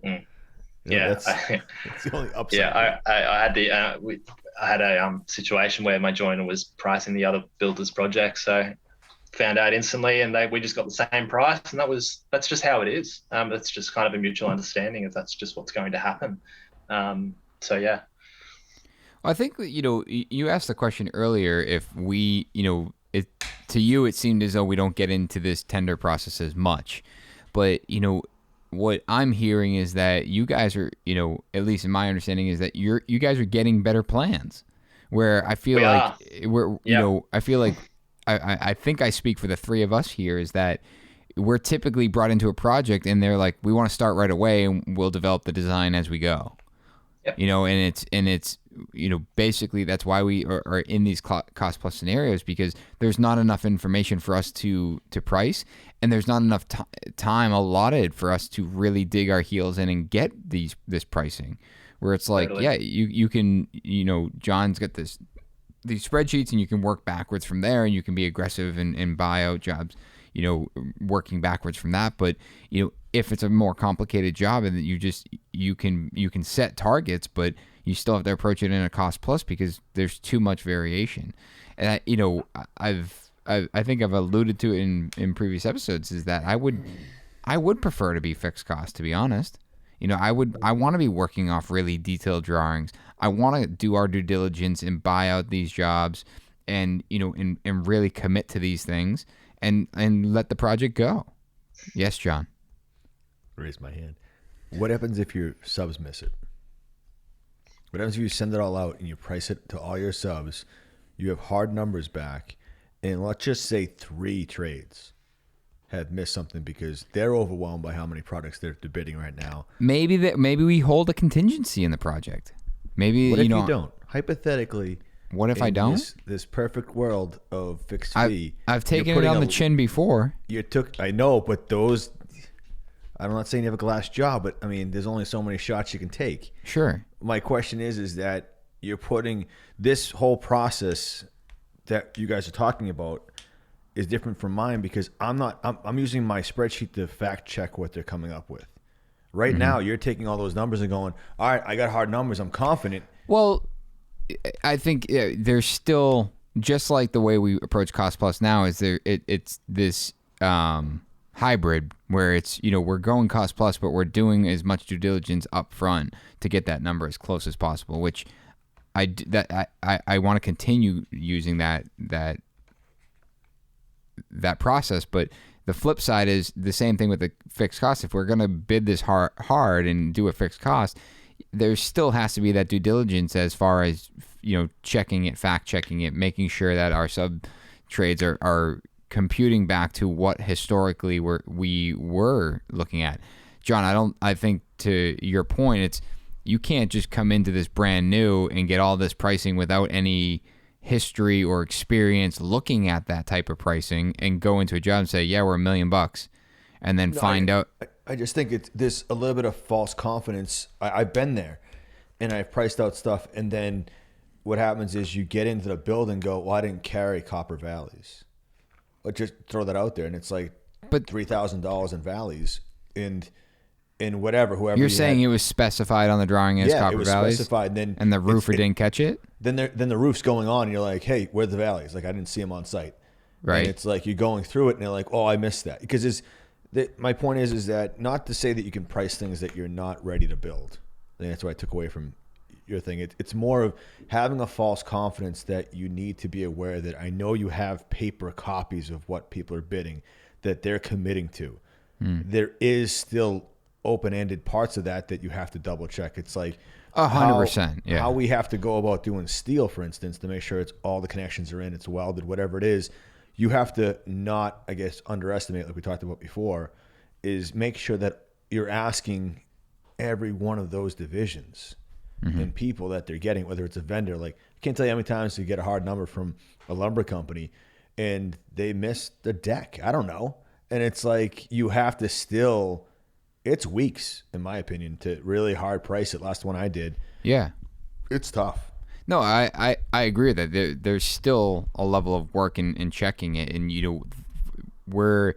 there are times where I think you would be a great politician. Me? Yeah, you. You would be fantastic. Unbelievable. Because there's moments where you have a point, and I might contradict you, and you slide right into that same.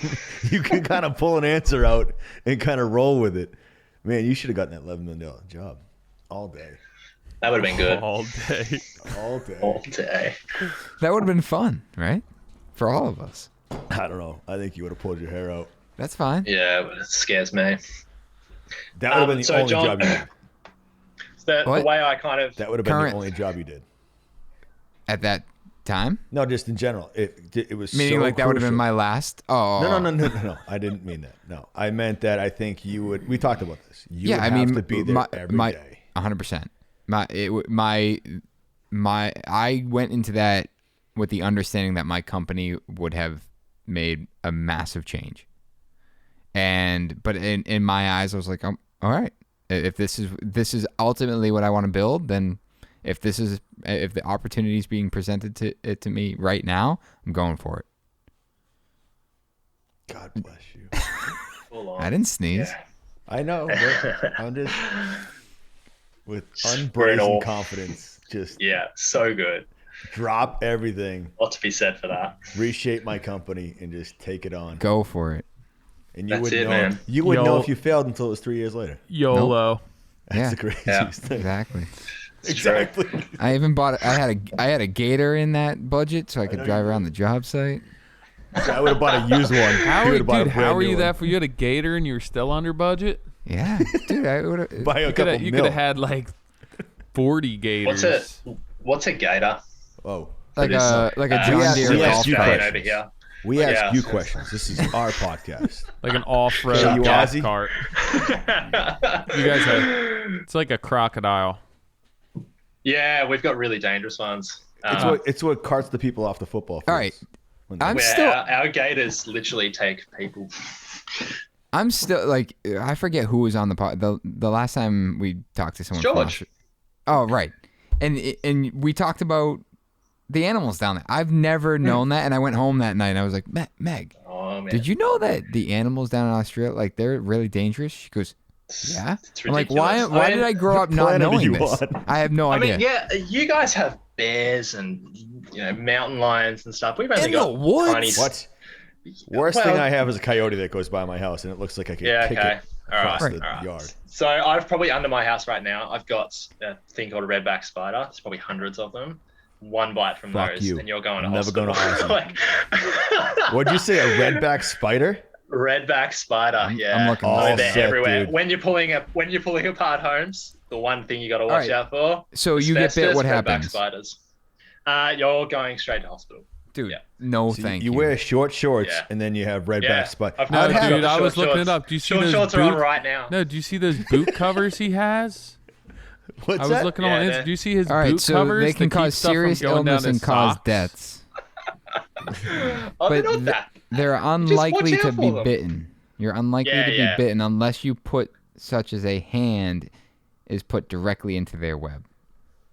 But if you lift a rock, if you lift a rock and F that, bro. that's been there for a while, there's webs under there. They're hanging For the record, we ruled out Australia in our move. So Oh, really? yeah, It's we not did. Because of that redback bad, spiders? honestly. That's second reason. First reason just was family. Yeah, All right. fair enough. It's a long way I just away. think about when I'm States. sleeping with my mouth open. A spider. How many spiders? I think there's a ratio how many spiders you eat in a I think it's lifetime. 8, right? Right? Oh god. It's gross. So where'd you get these boot covers? They're actually called. This is why I asked what are gators. They are gators. Oh yeah, that makes sense. In Australia, they go over our ankle and they just stop dirt from going in. But no, honestly, You basically the animal- cut the, you 8 basically spiders cut, you eat. you cut the bottom. People swallow 8 spiders in their sleep yearly. look up You what said house yearly? spiders. Never Nick. mind. Yeah, so you basically I cut only the, read the second part of that. It says the fact that people swallow 8 spiders in their sleep yearly is not even close to true. No, it's not. Yeah, Look up yearly's whitetail aggressive. spiders, Nick, while you're googling. you cut the bottom off of a pair of swishy pants and then turn them upside down and put them over your boots. Oh, I see it. What is Yeah. it? I'm It's on like- October it's like- 18th, 2017 You post. took a pair of swishy pants and you cut the ankles off of them and then put them upside down on your above your boots. Is that you? Because Yeah. it looks like you're only wearing a Yeah, tool belt. that's me. Yeah, see those short shorts? That is movement, baby.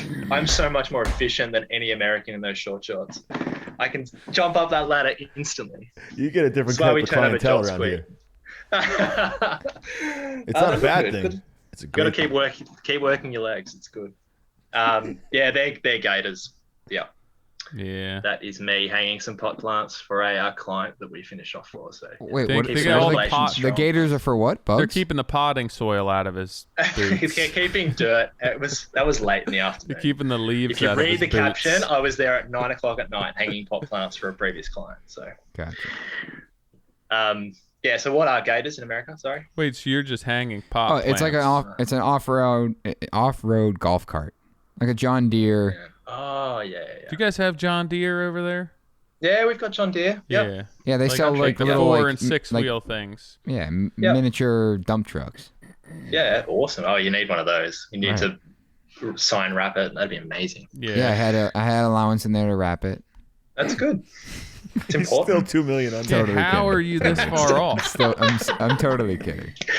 That other guy's got 10 and they're wrapped in gold. You Yes. literally could have put like a helicopter on your budget Yeah. and still been under. Think of the possibilities that you and missed out still on. been under. You could have had your apartment building. That They been could have the- bought a your helicopter apartment for the money they saved if they went with me. No, I mean, That's how true. much? I want to know how much a helicopter. What's the average cost of a helicopter? Average cost to a helicopter? Yeah. building. We are off track. This is the best This stuff. is standard. Oh, they're Yeah. not that bad. Yeah, 250 to Kobe had 700. You can Yeah, get a but you gotta Robin. learn how to fly. Oh, dude, you Yeah. could And have then bought like insurance. 6 helicopters Doug. between Order a 6 and helicopter. 10. Doug, yeah. NS chopper. How many helicopters we got?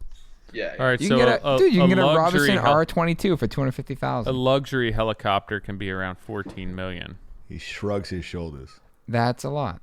How an R22 is probably tiny, right? That's a That's lot only in Australia. 250. This is going to be on our That's $500,000 in our Australia. DMs now. We're going It's to the be most economical to operate helicopter. we're gonna send each other What helicopters. was now instead Kobe of yachts. driving in? What was Kobe flying in? Oh, they're pretty cool looking Everyone's pulled over now, looking up. helicopters. Helicopters, if they can afford it. I mean, dude, I'd rock one of them. Huh? Sell all the trucks, just buy There's too many. helicopters. There's too many Sikorsky crashes with choppers. S76B. I'm All looking right, up we Kobe. are- Yeah, it's a touchy subject, surely. What was I gonna ask you? Kobe's Oh, I type actually- was 7.5 million. 7.5. Crazy. Yeah. You only because you added it in your notes. Your worst day on site. Yeah. So I want Yeah. to. First off, why did you want to talk about this? I don't know. I think it was pretty fresh in my head when when John reached out and said, "Let's have a chat on the pod." It was probably the time when I felt most like I got home and it was I've been on some high pressure situations, but it was the worst I've ever felt with the way I treated a situation, and whether that be because I was young. A bit of pressure might have been flowing around. I know that I handled a situation completely in the wrong way. So to set the scene, it was with one of my workers, with one of my employees. We were doing, high execution work, and he just wasn't capturing what I was trying to explain. And I let him go do his thing because I really want people and my guys to have a lot of autonomy and to try and figure out some stuff. I encourage failure. It's the best way to learn. Obviously, I didn't encourage failure in that situation, and I blew up. It was such a big mistake that I'd explained so often. And I know that I need to be the guy that they look to, and also my subs as well, the cool-headed person that takes care of jobs. And I was not that person at that instance. Raised my voice. I think I threw a bit of timber somewhere. Just poor emotional intelligence. It's like once a week for me. I don't know about you. I know, but the difference is I had subs working in there. I had my other apprentice, literally looking at me while I was, going on this silly outburst. And I know that I've got to do better than that. I've got to have better leadership skills than that. I think it was just one of those mounted pressure kind of points that just kind of got too much, but I handled it completely the wrong way. And I got home, it was a silent drive home. I just thought about what I'd done. I don't know why I took it so hard. I just knew that it was just disgusting behavior, I think. And I know that people were looking at me just saying, what an idiot. It honestly doesn't even sound that bad to me. Really? Yeah. Man, seriously. I don't know. Well, that's good. If that's, I don't try and sugarcoat it, but it was the wrong thing to do. Anyway, I got home and I wrote down how I should have handled it and what I'm going to learn from the situation. And I guess why I highlighted it in our job notes is you've got to learn from those little mistakes that you make throughout your career, whether that be building, whether that be anything. You don't blame other people for your, he made that mistake. He made me react like that. Bullshit. Look at yourself. Look at the way you reacted. Look at how you set your guy up to not execute that detail. Maybe you should change something. I like to spin, and that was the point where I spin the cameras on me, say, hey, maybe you should change something yourself, as opposed to pointing the finger. And that was a big realization for me. And ever since then, next day, I apologized. I even apologized to my apprentice. who saw it and said, dude, that wasn't cool. I've got to do better than that, and I will do better than that. Let's work together. And ever since then, I think we've had a stronger bond and relationship. So it was one of those little learning curves that I think a lot of people can take on and learn from it, to spin the camera onto yourself and really maybe question yourself how you're not setting the person up for success, as opposed to them failing and pointing the finger somewhere else, as opposed to taking responsibility. Because in the end, the buck stops with us, the owners and the builders, in everything, quality, execution. The buck stops with us. We're the head of state, so we've got to do better. They could just be scared of you. Did they flinch when you like pointed something? Sometimes. When you point, potentially, yeah. He used to be. No, he's getting way more. He's getting really confident now, which is exactly what I need to harness. And I don't want to pull his confidence down. And that was a bad way of doing it. I could have built his confidence better in that situation. So, Jack, do you have kids? No, I don't. My Liam does. My business partner, he's got twins. And yeah, they're really cool. It's funny that will help you. It's crazy to say, but you had that coach. My partner will love you talking about this. Well, I think I coach a lot, and I think that's what has brought me the most value. Of course, I love Jocko's book. It's like you're dealing with children on a daily basis. Yeah, but you have to. John, I actually used to be a coach as well, and that's why I was like, I could have handled that. I never would have done that when I coached. I used to coach. Yep. Never would have done it. Nope. I never would have hung one person out to dry in front of a goddamn team. Yep. That would have not only obliterated that person's confidence out in the field, you would have obliterated the other 14 people standing there, and you would have looked like an absolute idiot. Yeah, and that's why I took it so hard, man. Yeah, that's why I took it so hard, I think. So it's funny. Like, I remember one client used to say to me when I was younger, it was like, this job site's not, it's safe for a kid, and I was like, well, don't fucking bring your kid in the job site. Don't bring your kid. that was like my thing, but now I'm like, it's on my hoarding. But now I bring my kids, and I celebrate when clients bring their kids, because that's really the only way they can effectively get infected by what we do. But it's like you look at things in a whole new filter. Mm-hmm. That it's like, wait a minute, that's not. Or like now I bring my dog to the job site, and I'm like, whoa, like where is she gonna go that I have no idea about? And it sounds crazy, but it's using all those and then trying to instill that. Like, we have two guys that one's a sophomore in college and one's a junior, and I have this romantic notion that it's easier to train them instead of correcting bad behavior that they've learned from past employers. So I'm like, all right, I'm going to take this on, and this burden's huge. I might email the state and see if I get 50% of their salaries compensated. Just pocket it. Right? I would buy more. I'd hire more guys. I'd hire more guys and girls. But it's so tough to really instill that, because there's so many times I have to stop them. Like, one of my guys called me the other day. He's like, fucking and I'm like, all I heard was fucking for the last minute and a half. Can you tell me what you're trying to say? And it's funny just how our job is to slow things down and to de-escalate a situation. That's the only way you gain any kind of rep in this industry, is slow it all down. If I'm quiet, shit's going down. Because I talk my head off. So if I'm quiet, I'm trying to figure stuff out or whatever, then it's no bueno, like you said. Yeah, don't talk to me when I'm kind of in the zone, silent in one room, looking around. Like, trying to figure it out. That's my time. I gotta go down 3 different roads to be like, all right, is this the right thing? Is this the right thing? Or is this the right thing? And then compile those 3 options, and then, circle back or call an architect. And I find so often the younger kids that are in our industry, they want to be the one that makes the decision without enough information and not willing to ask for it. And that's the thing. It's like you walk into a job and it's like, why is it done? Well, I just figured that's how. Okay, who said you were allowed to figure that was okay? Like, I'll give you as much rope as you want, but at no point in time did I not think I would get a phone call for that. And one of my guys, the younger guy, is way better at it than the slightly older guy. And it's so Why is that, do you think? Because you've been able to mold him?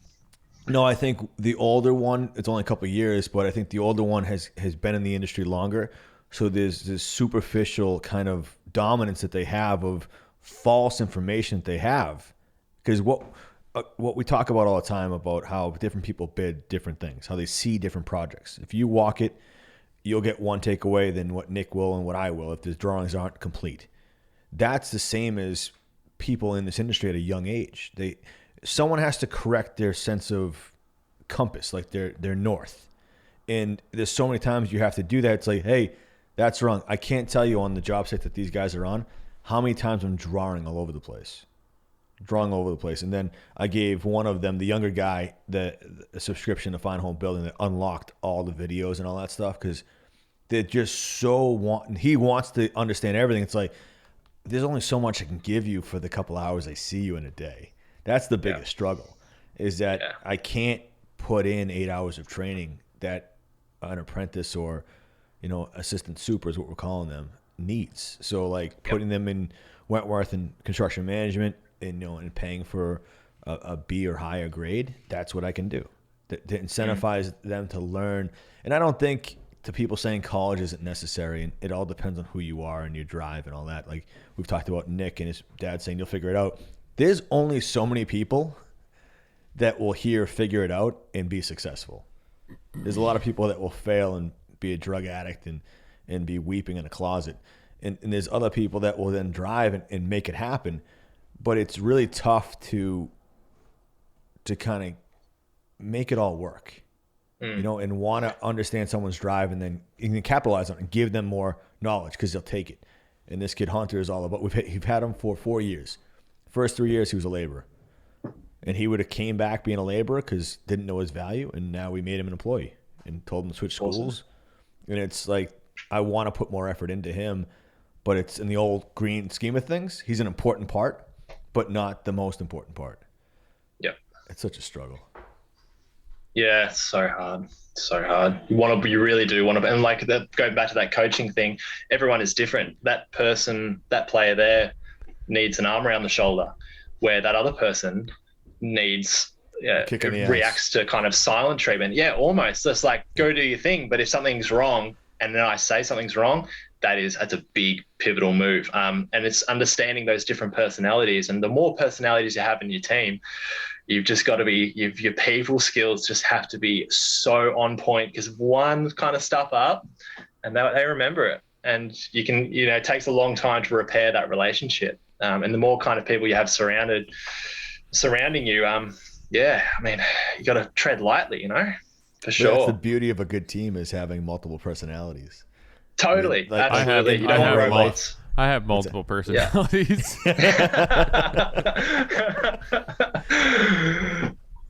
I remember one time on the job, it was like a master suite renovation, but I was in the bathroom, and it feels as though a lot of times and this is actually, Ryan puts stuff away all the time, but I'm the only one putting stuff away. Like when all the tools come out and we're done with them, why aren't they going back in the truck? They're just getting stacked inside. And it got to the point where there was no space to work, at the risk of damaging it's the end of the job finishes that are in the room. And I just lost it. And I took everything, and I had masonite over the whole finished hardwood floor in the other room, and just threw it into a pile in the center of the bedroom, and was like, nobody is going back to work until all that crap is put outside. I just can't work around this anymore. If something's going to get broken, there's stuff in there from tile work that we haven't done tile work in a month, which just pissed me off so bad. Yeah. You know how crazy you can do the math on that? I struggle with so many things, and then you look at that one tile supply and go, it's been 74 days since we did tile. Exactly. Why do I know that fact? And I can pull it up like that, but yet I can't do something else. It's true though. It is just so frustrating, because in your head, you're going through what else has to be done, what can stay, what you don't want to bring out 2 and 3 times, what's enough to leave in there because you're going to need it 3 days from now, and you don't feel like bringing it down and then back up. And then I'm like, am I the only one thinking about all of this, or is it just all going to stay here? And then it goes to, after that thought is if I'm the only one thinking this, then what have I been teaching these guys? Yeah. And then have I been doing everything wrong? Should I even be running this job? Like, Should I be in business? Yes. Should I even be allowed to work? And then I'm Yeah. like, better idea. Do I I'm just- deserve to live in a house? I'm going to throw everything into the center of the room. Yeah. Let's Why? start Like, why over. isn't? Who was your apprentice's name? Sorry, Tyler. Oh, sorry, your worker, Ryan. Ryan. Was it annoying Ryan as well? Or was he just coaxing? This was pretty Ryan. Ryan's pretty good with cleaning up Oh, after sorry. himself. Okay, sure. There was That's two. good. There were So it'd two, be awesome. How good would it be if those things that stressed us also stressed our, even our first year apprentice? Imagine if he could be stressed about that rubbish pile that everyone's walking over to get into the house. He could be stressed out before I'm stressed out about it. So he's already cleaning it up before I arrive in the morning. How good would that be? Then you got a winner. They're never stressed I know, about but anything. but for me to have that expectation is, I think, a bit silly, because it's never it's not going to happen. I can teach, I can't teach character 80%. I can't teach character, but I can teach, other things. But character is what it's all about. If that person doesn't have the character to pick up on those little nuances that I'm thinking, it's just never going to kind of gel. You can ram things into people's heads constantly, but if they don't pick it up and run, it's just, you can get frustrated all you want. But I just think I'm kind of at the point where, sorry, go ahead. No, it's a great point. It's people have given me flack about the time we talk about the story about how John didn't sweep off the street after sod went in. And it's like, well, I swept it up. It's like, I wanted to know, you get me? Like, what's the number for that apprentice? How many times is that apprentice allowed to walk by the pile? Yeah. Let's just put that out there. Like You how think many like I times, think. and I don't want to say, okay, there's two different roads we go down. I walk in and go clean that pile up, and I do that every day. So now that person knows, like a puppy, I only need to do what that person's telling me to do said day. So now they're not really thinking on their own. I am now just a puppet for these people. And for me to grow, I haven't grown at all because I'm still dictating every step along the way. So then you let them step over it, I don't know, a week. Do I just clean it up around them? Do I rub it in their face or do I flip out? That's when people gave me flack about thinking like, how do you have someone read your mind? You don't get it then. You missed the whole point that I wanted to understand where his line was, not my line. I knew where my line was. I wanted to understand where he fell in the whole grand scheme of things, do what I needed to do, kind of on a passive-aggressive notion. I will not deny that. But do that so that way going forward, I knew that I should still be there to sweep up or have my landscaper do it or have a superintendent on site to do that. But if I always said, hey, sweep that up, I would never have known that line. And that's what it means to be able to understand someone's character and what they're capable of and where their head's at.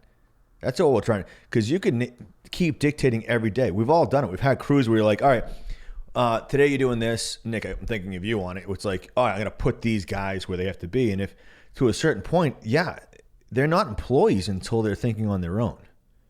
They're just cattle and you're prodding them to where they need to go. And you haven't really grown at all. You've just multiplied your madness in a way. So it's like, I'd rather know where people fall in their mindset. And the only way to do that is to let them go to a point, all right, I still need to clean this up. And I think I'm proving by example that no matter what day it is, I'll still push a broom. And then I'll still walk away going, all right, did I actually value my time or did I throw it away? Because I still don't get it. I don't think I. Yeah, absolutely. Couldn't agree more. And that's such a good lesson for anyone that's listening, anyone that's young. I know yesterday you guys had a 19-year-old reach out and review. Like if that kid's listening, that's the stuff that needs to be ingrained in your head. That needs to be your attitude's everything. And if you pick up that attitude, you can take that and run. You will be an amazing asset to someone's business, or you'll also be an amazing asset to your own business. So 100%. Yeah, I think a lot of that's ownership too. You're going to feel that stress when you own that project, when you own that task. Until you do, if somebody else owns that, you can kind of wipe your hands. You know, if you work for somebody and it's your job or you're owning what you're going to do that day, then I believe that those stressors will actually affect you. And if you don't take ownership of that, I think that it's always going to be somebody else's problem, and it's not really going to affect you. It's so true. Yeah. I feel like my son's 13 going on 14, and I'm like, when's the right age for him to read Extreme Ownership by Jocko? 13. Like is 14 too young? Because like I love that book. Like there were certain points of that book where I'm like, oh, I got it, I'm doing it right. Then there's other times where I'm like, oh, I got to work on some shit. Yeah. And it's like, I think it's such a relatable book. And, you know, it came up in a meeting, like in one of our team meetings, and I had mentioned it, and Mike immediately bought it and read it. And he did something one day, and I'm like, did you read Jocko's book? He goes, just finished it. I'm like, I was like, I could tell that he like was absorbing, you know, information out of that book, which is just awesome. But it's about, you know, for sure. And you know, Ken and I have gotten into it too, where it's, you know, he looks at it in an interesting way, in the sense that he's like, you know, you're reading about the Navy SEALs, that they are the best of the best. So when they're working amongst other people, they're all working with the very best of the best. And he relates it to, what if we're not what if there's people that aren't the best of the best, and you know, you have to make up for those mistakes because they're not at their peak. But I combat that in the sense that it's not about that. It's not about, you know, the level of we're sitting here describing his book, but you know, it's not about the level of knowledge that your team has. It's just about what you can control. What you like. I'm going to take ownership of what I can control, regardless of the situation at hand, regardless of the mistake that is possible, you know, or that was made. It's what you reflecting on the things that I could have done differently for a different outcome. Yeah. Do you think that it takes a certain personality to digest what potentially that book is trying to get across as well? I still think there'd be a lot of people that would read that book and get quite tired of it and just put it away, and no one would kind of finish it or take some stuff aboard. It takes the right personality to take what he is trying to convey on that book. 100%. And they're the kind of people that you probably want in your around you, for sure, helping you out. But you know, personalities are different. Everyone's different. You know, you've got a big crew. I know, Nick, you've got heaps of people. Potentially there's 5 or 6 guys that would not want to take on what that book kind of is conveying. So totally, you need to understand that, but then you need to put them into a situation where they don't really need to take that responsibility, but they've got other assets that they can bring to the team. So put them in that position to win for the team, you know? Right. Yeah, not everyone wants to be a leader.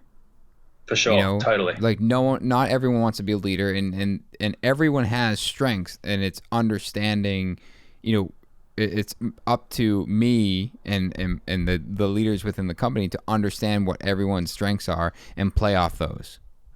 Yeah. And, you know, and that's, you know, it's frustrating too, because it's, you know, I think, you know, I look back and, you know, I feel as though we've lost people, you know, over the course of the last 7 years because we haven't played off people's strengths.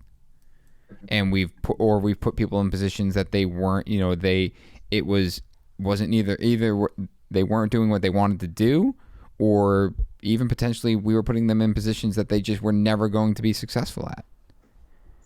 And it's, you know, it's about understanding what someone can bring to the table and adapting accordingly. Well, it's also tough. Sorry, go ahead, Ty. You have to have your finger on that pulse as well, because you have to be able to push people to that point and then realize when you got to pull it back some. And if you were not constantly gauging and inventorying that progress or lack of progress to be able to really keep them where you need them or give them a little bit more leash at that point, you could be hindering a lot of growth on either end of that spectrum.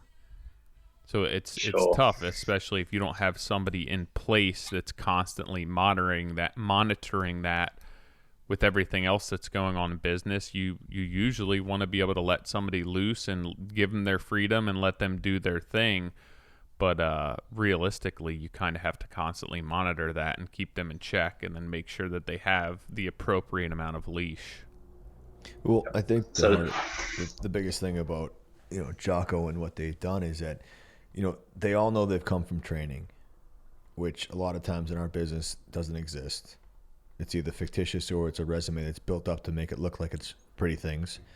I can't tell you how many times I've seen someone write, I run a $14 million skyscraper. It's like, no, that should be written that you're part of a team that's probably 10 people deep, and you probably changed the time-lapse camera film and got coffee for everyone. Like, let's be straight. But that tells you something really honest about that person. But, in the SEALs, and what Jocko's saying is that if everyone takes ownership of their own, sector or their six, then that everyone has your back. So you can all go full steam ahead knowing that everyone's into this for the same accountable reasons. Like, hey, I got this. I know I'm not going to let anything down. And that's the hardest thing, is that you talk about weakest link.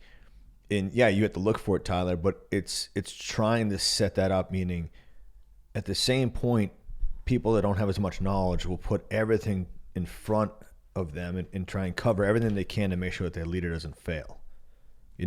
And that's part of it as well, where if you're the weakest link, you have to ask for help. That's what I'm saying about the youngest guy we have in our crew.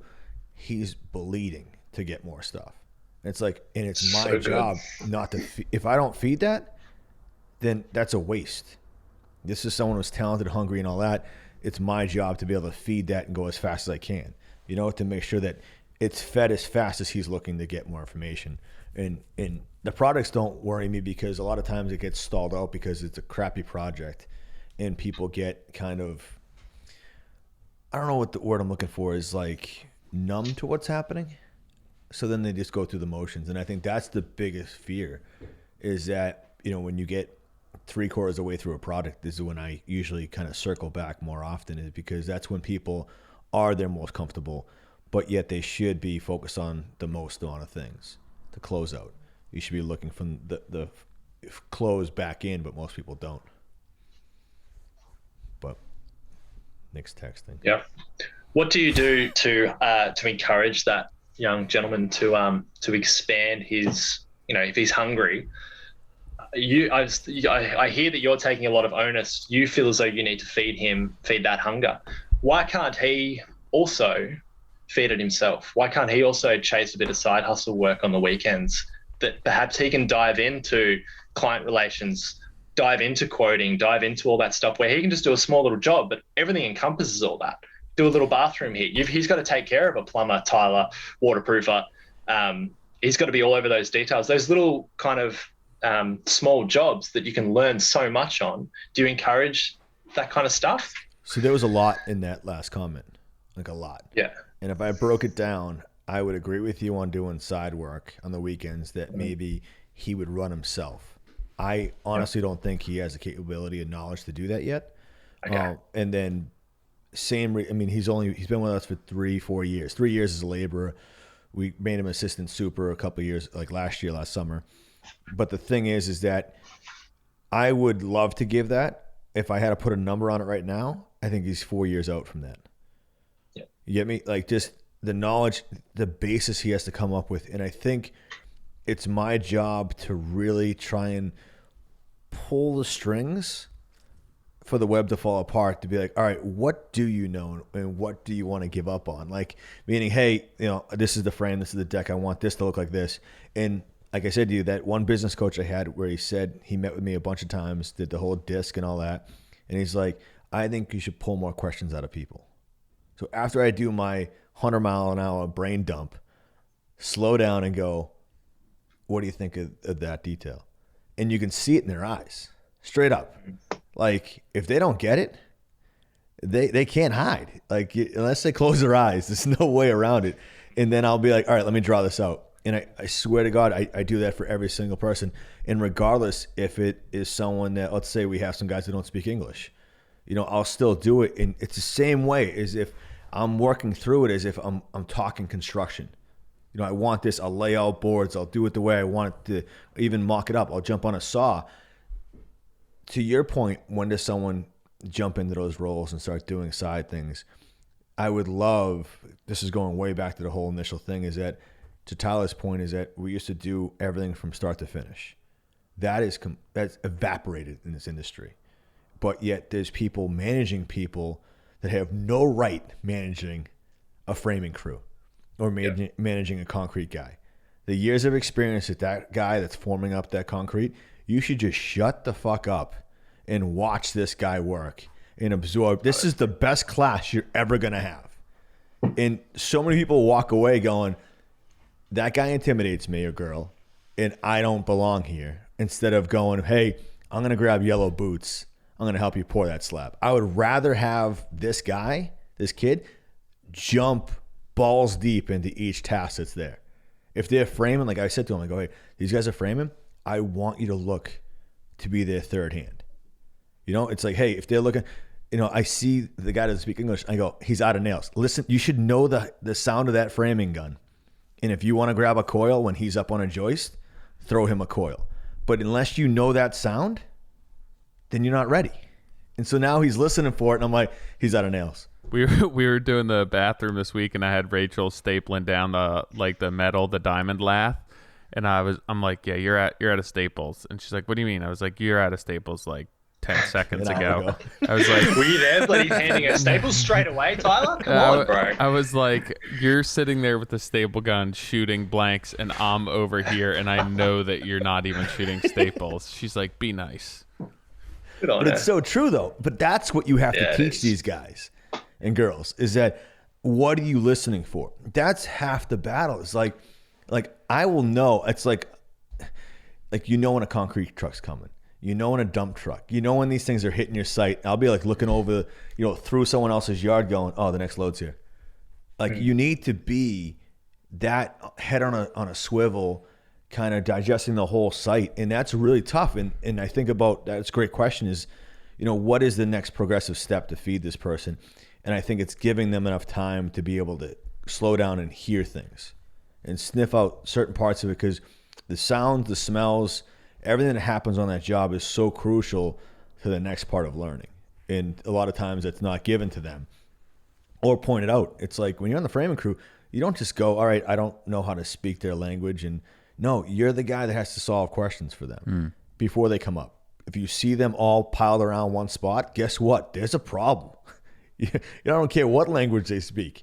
You got to grab the drawings and be looking at the drawings in that same location they are before you kind of mosey on over and trying to figure out how that's going to go. It's so funny. I forget, this was a couple years ago, but someone was like, yeah, they don't speak English. So I couldn't, you know, it was about a detail. I was like, you walk them through there, like, they don't speak English. I was like, so we just walked away. I'm like, and I remember being on the job site, and I'm just like, you have a phone, and I'm just like talking into it and repeat, and it's repeating back, and they're like, oh yeah, okay, yeah, we can do that. And I'm just, it's like side story to that, but it's like getting them to understand what's next. Well, you know, that's the essence of what we do is not to point a finger at the problem. We solve it. Right. You know, if you I don't want to hear about the problem. What are you doing to solve it right now? But that is the biggest thing that we do. The floor's out of whack on a renovation. You make it look perfect. You do what it takes to solve that. You don't just go, it was the guy before me. Right. You know, and it's like, it blows my mind on a daily basis. And Nick, I had a similar story and I just lost it. But it just, it's frustrating, and like, you know, every day, and as we grow and we hire new people, it's like I know my time is spread more and more thin, and it's like I'm sitting here this whole podcast thinking about how I need to spend more time with some of our newer guys to catch them up to where I want them to be, rather than, you know, the alternative is well, maybe they're just not the right fit here. And it's like, that's never the approach I've taken. It's like, I don't want, you know, I'm literally been thinking about this entire podcast is that I need to spend more time on site, and I haven't been able to because I've been so caught up in what's going on in the office and pre-construction and working towards what we have coming, that I need to be able to give the same effort to some of these newer guys to get that mindset through them, and in exactly what you said, John, is, you know, what are you doing to solve these problems, rather than coming to me and saying, hey, you know, we're over budget, you know, but we still get 3 weeks to go on this job, and we need, you know, we got to get it done. It's like, all right, well, that's fine. Like in the grand scheme, yeah. What's the solution? Like, can we approach this differently, or are we just sitting here going through the motion and not doing anything to work towards a better outcome? You know, or we just... It's more fun to pop smoke and go, right. Hey, I found it. Yeah. Right. Yeah. If I was allowed to slap people, I would. If you were what? I think it would drive points home a lot deeper. What'd you say? If I could slap people on a daily level. Slap people. Just open hand, not like punch. John, I think, you know what? I think that's a great idea for a story you should do every day. Yeah. Slap of the day. Slap of the day, man. But the problem is I want too. the story to start as your hand's moving, so it's just like... It's a GoPro on his hand, just following his hand, going just around like, slapping people. Oh my gosh. Yeah. Well, so why I asked John was, I encourage our guys to do small stuff on the side hustle, because that's what I did personally, and I think that was a major thing to my growth. And that's why we only make our guys do 4-day weeks. Hold with on. us. You buried the lead. 4-day weeks, so they're doing 4 10-hour days. Yeah, 4 9-hour days with 20-minute break. And then that includes public holidays in Australia. We have a lot of public holidays. I don't know if you guys have Just those. Making stuff up now. No. No, we got like Queen's birthday. We don't have to work because we love the Queen. You said that you guys are recently colonized. How the hell do you have so many public holidays? It just happens, man. I don't know. We have a lot of that. We have Labor Day. We have a lot of celebrations here in Australia. We get to take the day off. They're all shit. Yeah, get rid of them.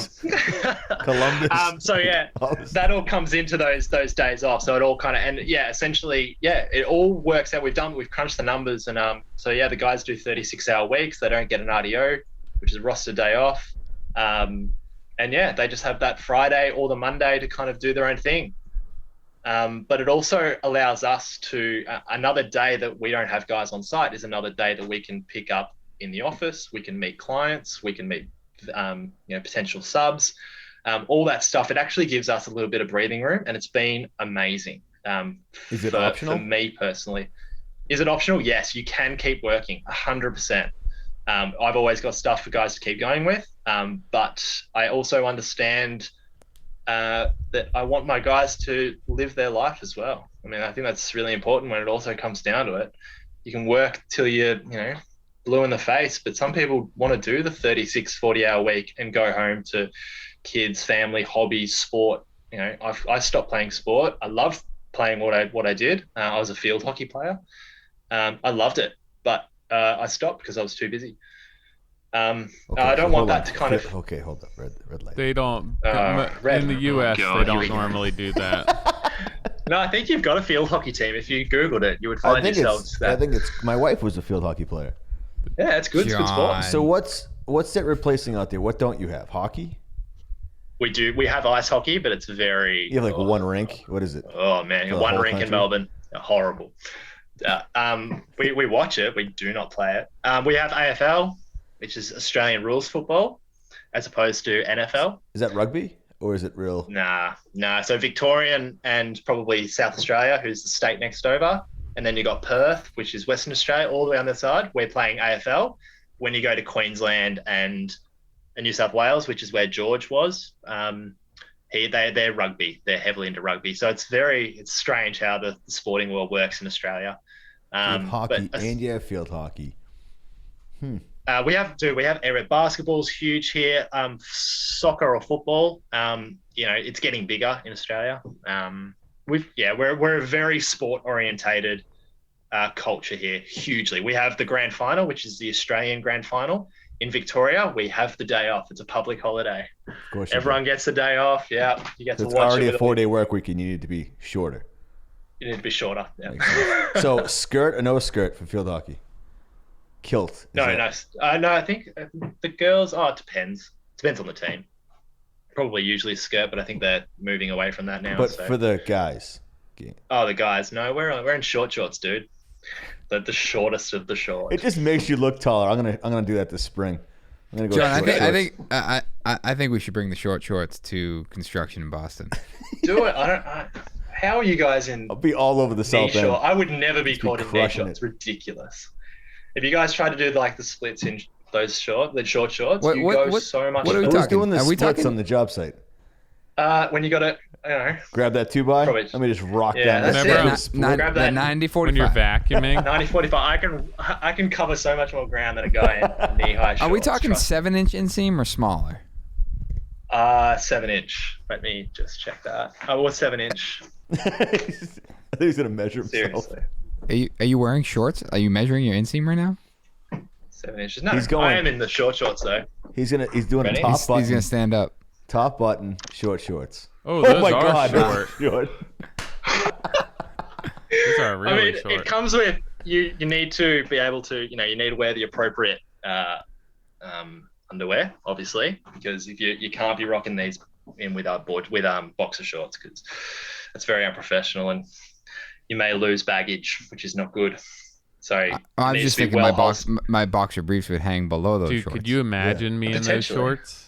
My Dude, do it. I was actually thinking because you guys were ragging on George so much about the short shorts. I was like, I'm going to get together a bit of a Australiana package and send it to these guys. So it'll be short shorts. Does it say Nook You on your just butt? showed us the Australiana No. package. the inside Nick. It's inside the fly. Inside the Unzip fly. it. It says Nook. No. Go ahead, Tyler. I was going to say, I'm just wondering why your thighs were so white if you wear those shorts all the Yeah. time. Okay, I was wondering the same thing. Probably the light. Yeah, you need to get some sun on those things. You just No, wore them dude, for the I'm out podcast. in the field all the time. I'm actually quite tanned at the moment. We're just coming out of summer at the moment, so it's been a cool summer, which has been really good. So, but yeah, I will take that criticism on board, though. All right, well, I'm a 32-inch waist, so I'll take 30, some oh short well, I shorts. know. We actually. So the How weird are you thing is, we 32? actually run. What do you we mean? run I'm inches 33. in. I'm thick. I'm We run 34. inches in our waistbands in Australia, so I'm a 32 as well. Oh, Nick. so you're almost making sense down there.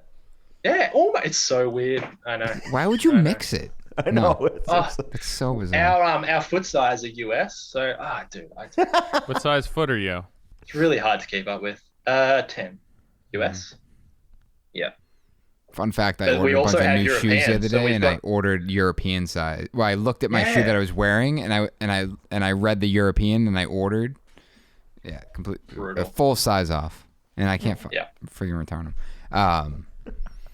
So if anyone needs some 10.5-inch sneakers, Yeah, me. Wait, why What can't kind? you return them? I don't know. I You couldn't got figure it NS out. Builder shoes. I got like a email My back goal. saying that you can't return. Like I don't know. He definitely got NS shoes. Yeah, custom branded. It's on the soles. Oh, man. So good. All right, so I'll take a pair of the short shorts. Send them up for Yeah. John Yeah, I will. and Tyler. We'll And do we'll a send you Modern some Tim Craftsman Tams as well. There's Aussie. amazing biscuits. We're gonna that you guys change don't our get. podcast artwork to us in the short shorts. That would be amazing. We'd be number Yeah, one. you might want to wait for summer though. It's we're coming- definitely warm weather We're wear. Yo, slowly we can getting into Photoshop summer. anything. That's good, man. Yeah, true. I mean, tomorrow will Very be true. 52, which is something probably like I reckon I'm gonna say 10. 52 is 12. Nah, I reckon 12. Temperature, Fahrenheit, 52. 11. Not bad. Look at you. I'm getting pretty good. Yeah. Not bad at all. You'll kill it, New England. Come up here. Start renovating some houses. A couple of nooks in New England. New England nooks. Well, when travel is back to normal, I know I'm going to Australia, but you should definitely come back to Boston. It's a Yeah, long Come list. to Boston. Yeah, it is an ever-growing list, 100%. Yeah, man, Nick, you'd love Melbourne. Yeah, I'm Try and hook excited. you up with a few people to kind of walk their jobs and check it out 100%. Yeah. for sure. Bring your short shorts. Do you have a Bring safari your hat? short shorts. Do you have a safari hat? No, and a Kubra we call them. Oh. No, I don't. He's making shit That'd up. be sick. I want That's all. actually- Send them all. I'm making shit up. You guys make shit up. Yeah, we do. We admit it though. Gators. It's different. Yeah, that's true. You have the actually. That's safari true. shirt on right now. Yeah, it is a bit safari, isn't it? Yeah. See, Who was the guy from Aussie? Steve Irwin. Yeah, that's what it was. Steve Tyler Irwin, went nuts on yeah. Irwin Yeah. last time. I was talking to Nick earlier. That rubbed us the wrong way. He's a bloody hero over here, so you just be careful, Tyler. But his kid's in it now, right? His kid took over. Yeah, his kid is massive involved with it. Good on him. I don't mind it. I think someone needs to be an ambassador for our wildlife over in the States, so go for it. It's crazy about We had, kids. what did we have? Who was the guy that wrestled crocodiles for Hollywood? What was his name? With a knife? Crocodile and Dundee. Dundee. Yeah, that's the one. He was no good. Really? Steve Irwin was great, and his son's doing a good job. So they're up See? in Queensland, so we don't really hear about them in Victoria. Told you It's everyone cra- loves Steve Irwin. It's crazy. Yeah. My son the other day, I was saying, "Hi, how you doing in school?" Blah blah, and he's like, "It's useless." And I was Oh. like, "What do you mean?" Like, and he's like, "They're teaching me a bunch of stuff I'm never gonna use." And I was like, "How do you know?" And so we're like, I love the fact that we're having this conversation. He's not just like, go pound sand. And I'm like, but if you don't know what you shouldn't know. He's like, but you love what you do, and you may not use half the stuff that you learn. I'm like, but they're teaching you a baseline of what, so you have something that you can, almost like an operating system. This is like an OS, for the future until you can go of age and figure out when you find that perfect thing. So I just said to him, like, your goal is to just get exposed to as much stuff until you find the thing that's the hook, and we're having that conversation. I'm like, so I can see how easy it is to discard school, but at the same time, like we talked about construction management, I think that's a great thing to fall back on. Like, let's go back to Jocko when they do whatever it is, the Hell Week, that gives you a baseline. That everyone walks away that past that they're your brothers. Like, they all can compete. They all can withstand that mental, craziness. And it's like, all right, so what is your baseline? What is your OS?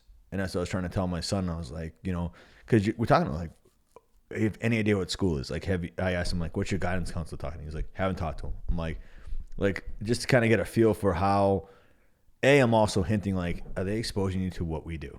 Or is it just me? And he's like, no idea. And it's like, so I'm just trying to get a feel because he's going to high school next year. I'm like, what's the deal? So it's not a joke. I also kind of flip that as well. I think the school's good at opening up those options. I think sometimes it's the person that's teaching that subject is super uninspiring, perhaps. Yeah. Have you ever had like an uninspiring, you can have a really well-educated builder. He could be so uninspiring to talk to that that's the last thing you want to do.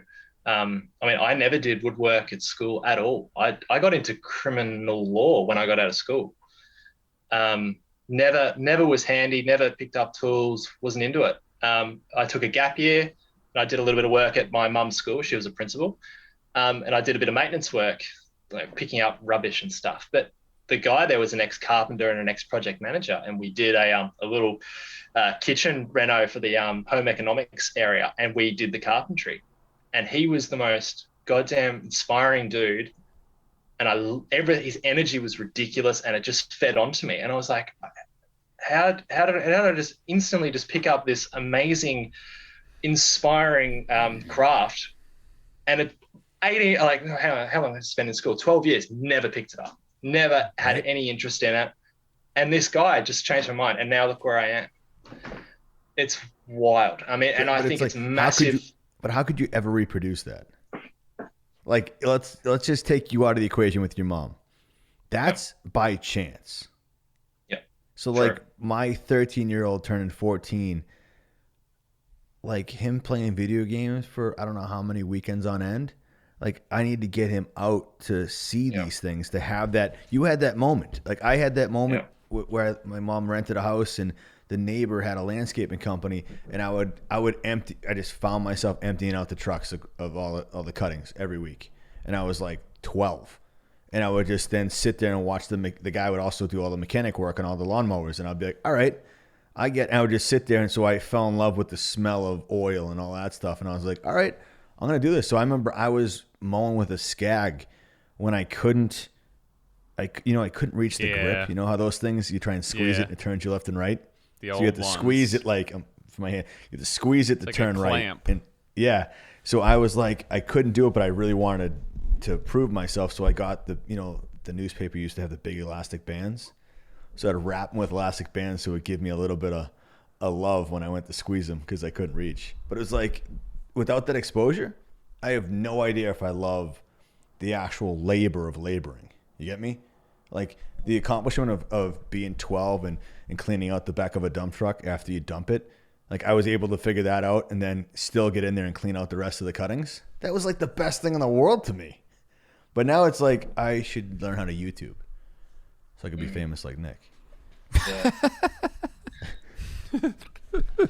Yeah, it's funny where those exactly what you said, that point of where you've inspired that and you just pick that and run. I mean, sometimes it happens in school for people. That's awesome. I consider those people the lucky ones. Yeah. I mean, my partner, she got a psychology degree. Now she's an interior designer. What a world flip that is. And that was never picked up in school. She's only started interior design when she was 25. So it's just so it's funny. And I don't know how we do that. Totally. It's such a hard point. And I think you guys with these 3 microphones are doing more than you will ever know for inspiring people.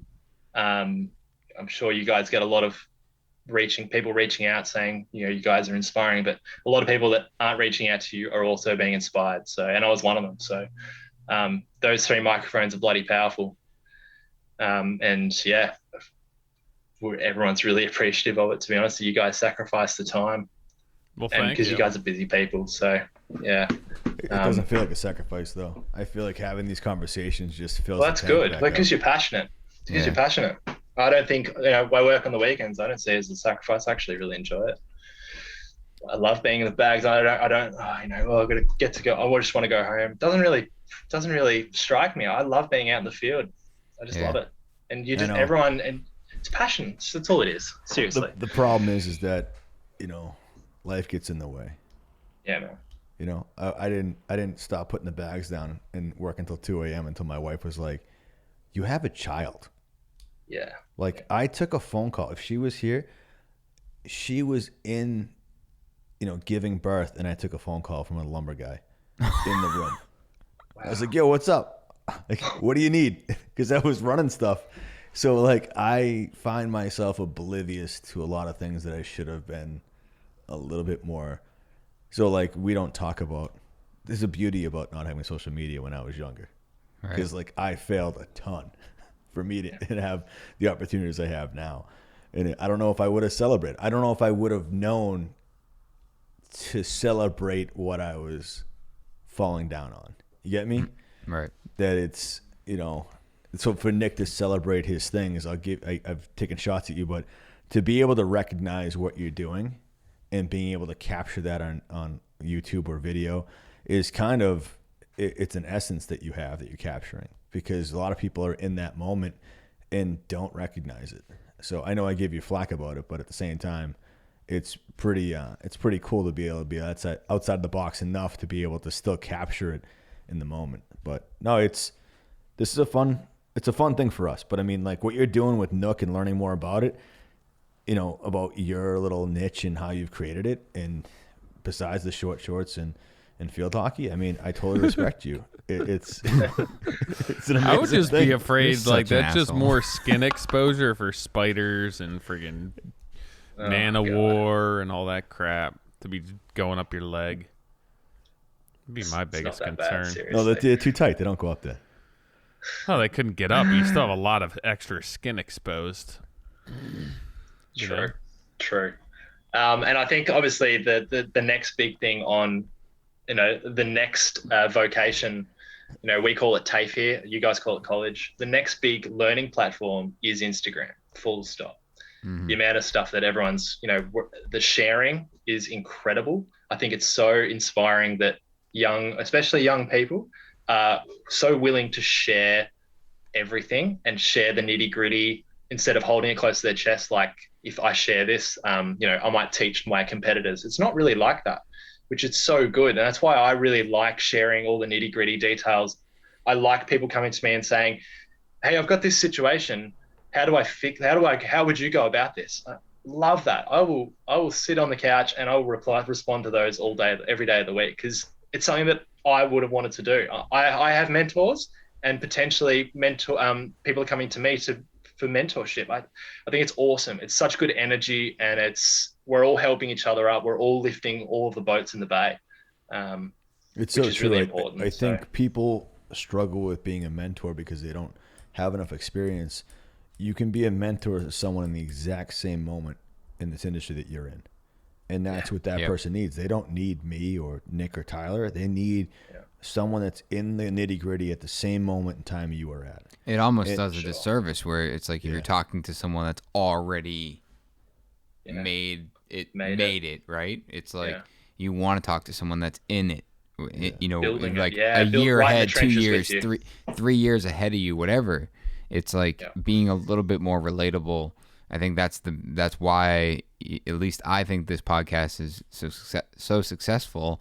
Number one in the industry, is because it's relatable. We bring people on that we can relate to, and we spin it in every direction. We talk about guys that are just starting, guys that haven't started, guys that have been doing this for 40 years, all over this industry.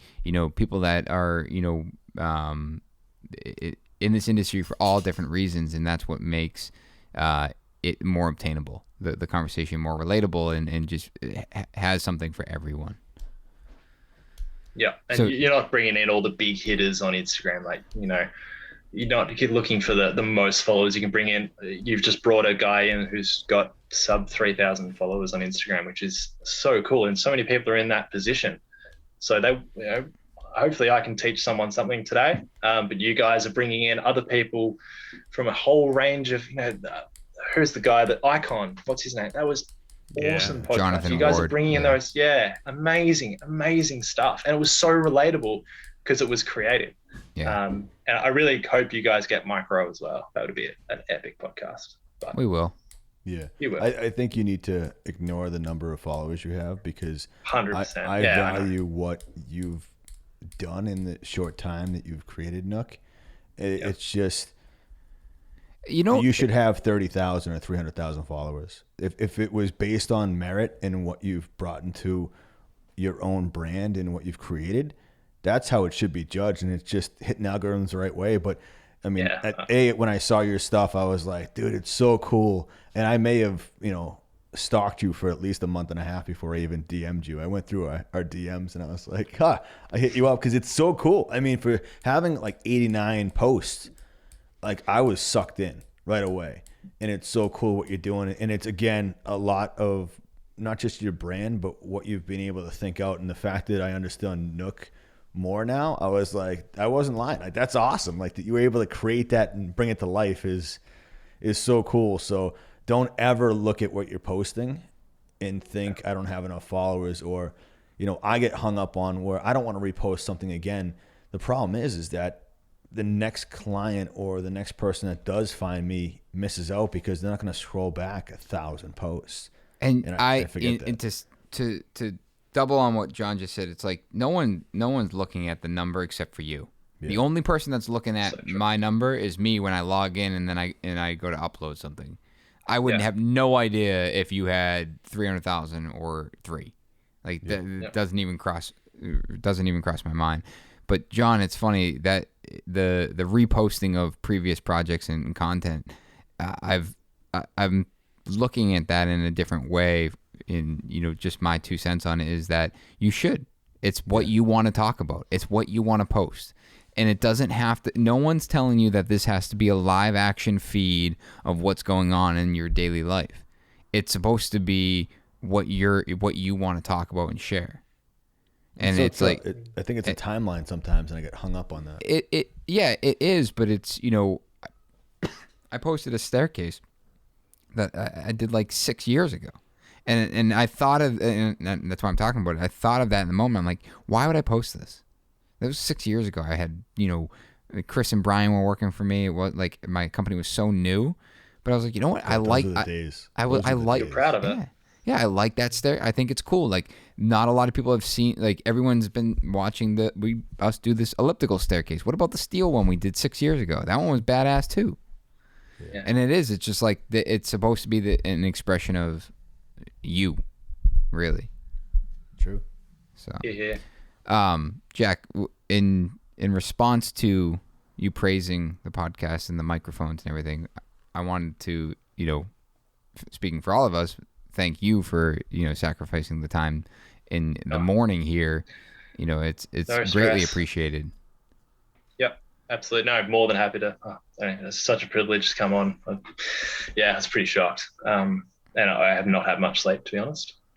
Just being so excited and so nervous. Oh, stop. But I think that's normal. Well, just, you guys are not only peers, you're people that we all look up to. So, and I guess it's kind of good. Those nerves are good nerves to be, for, chatting to you guys with the amount of knowledge you guys have. And yeah. It's funny. You should be chasing those. That's what I keep saying to myself. Whenever I get that feeling, that's what I should be chasing. That's totally. Like I said, I'm going 100%. Numb over here. Sure. Tyler, I want to check in and just see how your health was going. It's all right. I feel like I've regressed back to where I was beforehand. I'm like working like an idiot again.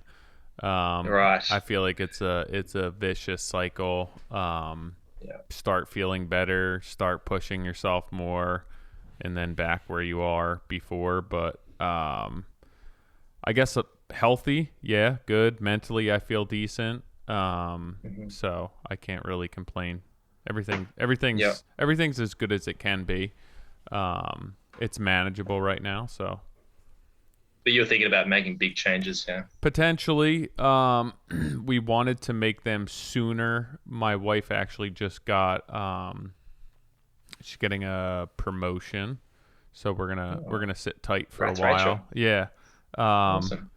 So we're gonna sit tight for a while and kind of let that play out and see what happens from there. But the goal would be to take a little bit of pressure off me, so mentally and physically I'm not taxing myself the way that I am. So like I said, it's almost like I free stuff up mentally, and then I'm like, well, let's pick back up on the bathroom that I have had open for 2 years. So now I'm working 7 days a week, exhausting myself again. Like 2 inches. I wasn't able to fix it. Really? I mean, I got it flat, but like I wasn't able to level it. I think when they opened up and they put like a little sitting area in my kitchen, and I'm pretty sure I wanted to rip the ceiling open there to look, but I'm pretty sure that when they did that, they like didn't structure that properly. I think that it's not moving now, but I feel like when they opened it up, something settled immediately. And like they caught it at that point and posted back, but I think you can tell like right where it's settled between the two rooms, and it's directly above where they opened up in the kitchen. And it's like, somebody like opened that wall up and didn't have any of the framing braced, and we're just like, all right, it's not going anywhere anymore. Let's post it now instead of jacking it back up. Just leave it where it is. So that was so awesome that you got a good mixer. A good apprentice. Yeah, she was, dude, day one, she was, normally I do that all in one day, but I was like, I don't want to kill myself. I don't want to kill her. So we set the screeds day one, and it wasn't that much. It was maybe like, it was a tractor bucket scoop full. And she was dead. And then she's like, so we did like 5 bags today. How many do we have to do tomorrow? I was like, like 20. She was like, no. So then I ended up, the first day she walked basically everything up to the second floor. And I think that like between mixing and that killed her. So then I walked the bulk up on Sunday. But she was good. She had I think she had on music and a podcast. I'd like look out the window and she'd be in the middle of mixing, dancing by herself. And I was like, all right, awesome. Yeah. That's awesome. That's sick. Yeah. That's what you want to hear. How good are our partners here? They put up with some shit, don't they? Yeah. And then it was we had nice weather this past week, nice weather this weekend, so the kids were out with the neighbors' kids and everyone back and forth between the two houses, so it was decent. Usually don't have that much fun at work. Hey. But yeah, thanks. I feel like I'm doing all right. Good, man. It's like cyclical. I'm up and down. I'd like to find a middle ground at some point in my life, but it seems 4-day weeks, Mara. Gas on or gas off. So we'll 4-day see. weeks. Yeah, the answer. Maybe 4-day weeks is just going to be like, all right, 410s are going to turn into 412s. Yeah, it's so stressful. And then Fridays just be like, it's a bonus day, and then I'll just be working, and then it's going to turn into just the same thing as always. Yeah, I know. Yeah. I say it every year. We did it for a company years ago where they had 2 offices, so they figured with the company trucks and the offices being closed for an extra day in the spring and summer, they were a Cape company, so it made sense because the Cape's always crazy on the Fridays. So we just did it, and I was like, I was working. It's funny, the hours. It's the only time you really calculate hours. You know, for my entire life, I was like, oh, so I'm like, I don't get it. I'm still gonna work the same amount. Like the 4 days before this, nothing's changed. But now I just don't have to come in air quotes on Friday. So I'd still pop it in the morning, but there was no obligation. It's funny. Last story is that young kid came up to me and it's like, so he was basically hourly for when he was doing labor. We made him salary. We told him that. And it just never, this is what I say about clients. Like sometimes they're absentee. You can do as much 3D rendering, Nick, as you want. And sometimes they just don't you're not asking them if they understand every single inch of that render. Mm-hmm. And he's like, hey, so I'm like, when you get in your truck and you haven't closed your door yet, that moment when people talk to you. Yeah. And he's like, so what's up with the salary thing? And I'm like, what do you mean? And he's like, so I Googled it and it's based on 40 hours. And I'm like, yeah, that's usually how it works. What are you thinking? And he's like, so he's making X amount of dollars now. And he's like, so I still work more than what that divisible is. I'm like, yeah, you have to put in whatever you can. And he's like, I go, so I'm going to cut you off. I go, so what if you took the hourly rate that you were making and times it by how much you're actually working? What would that be? 70, 80K? And I'm like, do you think that equals how much responsibility you're taking on at this moment? And he's like, I go, do me the favor, do the math. Come back to me with all the information that gives you a good reason why I should up that number. And I go, or am I at risk for the amount of hours you're working on a daily basis? Just tell me when that breaks even, and then I go, you will. I said this to every client, not a client, but every employee. You will never have to ask me for a raise. Like if you're putting in more, I will absolutely find that moment and just slide it in, and just casually go, hey, you got a bump, check your check. But it was just funny how I've never been asked to this day about 40 hours a week, and I almost wanted to be like, but I respect the kid too much. I was like, dude, like 40? Yeah. That's kind of like this. I don't know who runs by that anymore. I remember my first part-time job. Right? It's so true. But I feel like the 40s, like I don't know anybody that runs besides maybe Union that runs, 8-hour days, true 8-hour days. My guys are like Nick. Not me. My guys are probably between. They're never more than 5 hours overtime. Very, very rarely are they over 5 hours. Because you got to worry about them voting Union, huh? I don't know what I need to worry about. Well, they can all vote. They can vote. They can all vote, turn into a union, then you're stuffed. Once they kick into OT, it's just a budget killer. Yeah. So, Yeah, that's it. Yeah, but we made the kid's salary, so it's like. Yeah, well. I don't know. I just told him, I go, the more you want to learn, dive in. That's why, that fine home building thing and everything else, trying to give the kid the knowledge. But it's just kind of funny. It's the first time someone's approached me about 40. I was like, I Googled salary.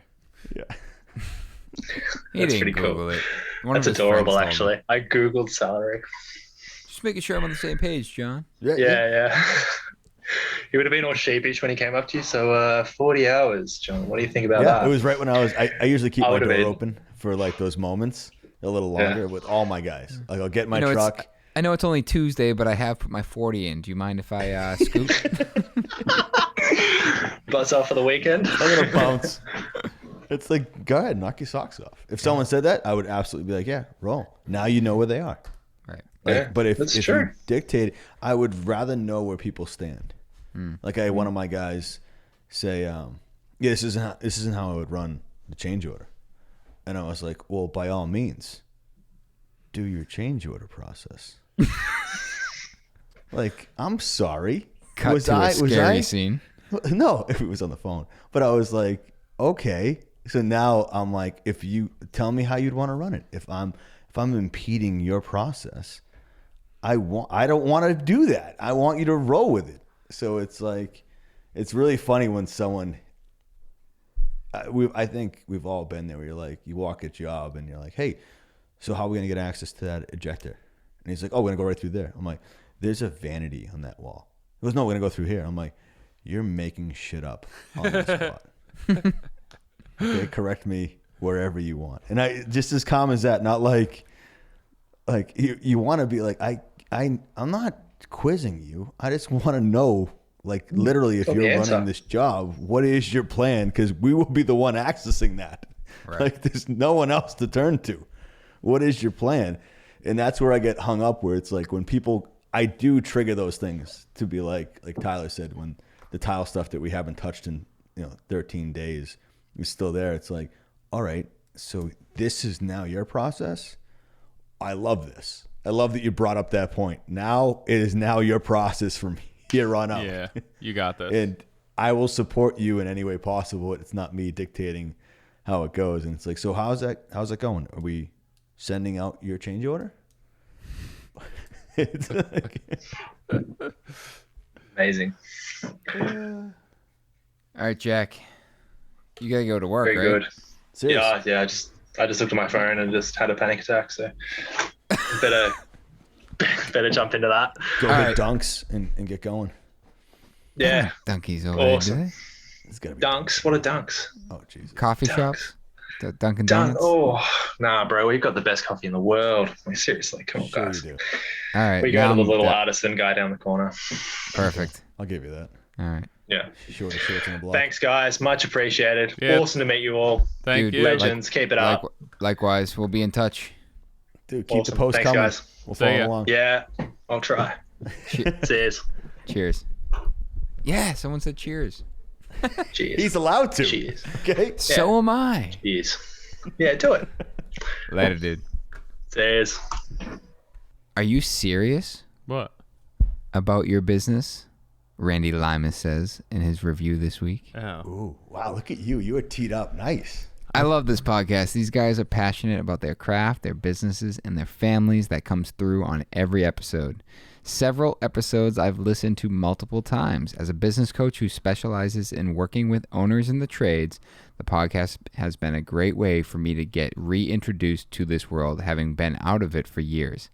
I've enjoyed listening to Johnny, Nick, and Tyler grow and how they think about the purpose of their business, though I wish that they think less locally and more globally about the impact that they can have on the industry beyond their businesses alone. Well, what great timing, because we just talked to someone on the other side of the globe. Yep. Perfect. Sounds like but it's pretty similar to Boston, so I don't know if that's going to help. Either way, Randy, appreciate the review this week. If you guys want to drop us a review on iTunes, keep us in that #1 spot. Anything new on the Survey Monkey? I'm just reading through it. Some people have, for the question is, future topics. Yeah. They had like an episode on how we started our own companies. People have been asking that. I feel like Yeah. we got to do a Tyler, a Johnny, and a Nick episode. I dropped one the other day on Clubhouse. I was just in the room and someone asked, Dude, you're way better. You're all over Clubhouse. I can't. I just use it as haven't. radio, man. I know. I just throw it on. But no, someone asked around the room, and I stayed quiet. And then someone was like, "Johnny, what's your story?" And I, blacked out and woke up, and everyone's like, "That's amazing." So I just I dropped the whole story. But they said 158 and 161. Sorry, 158 through 161 has hit it on all levels. Awesome. That's a good one. And then how to regarding business side of things, advice for guys early in their careers, book suggestions, more. Yeah. And then there's like, you got it covered, marketing, landscape, more landscape contractors, favorite architects, big panel discussion. Next week, we got Paul Charette. Paulie. Skinny jeans, Skinny Paulie. jeans, Paulie. Yeah, not short shorts. Skinny. Not short shorts, Jack. Skinny jeans, Paulie.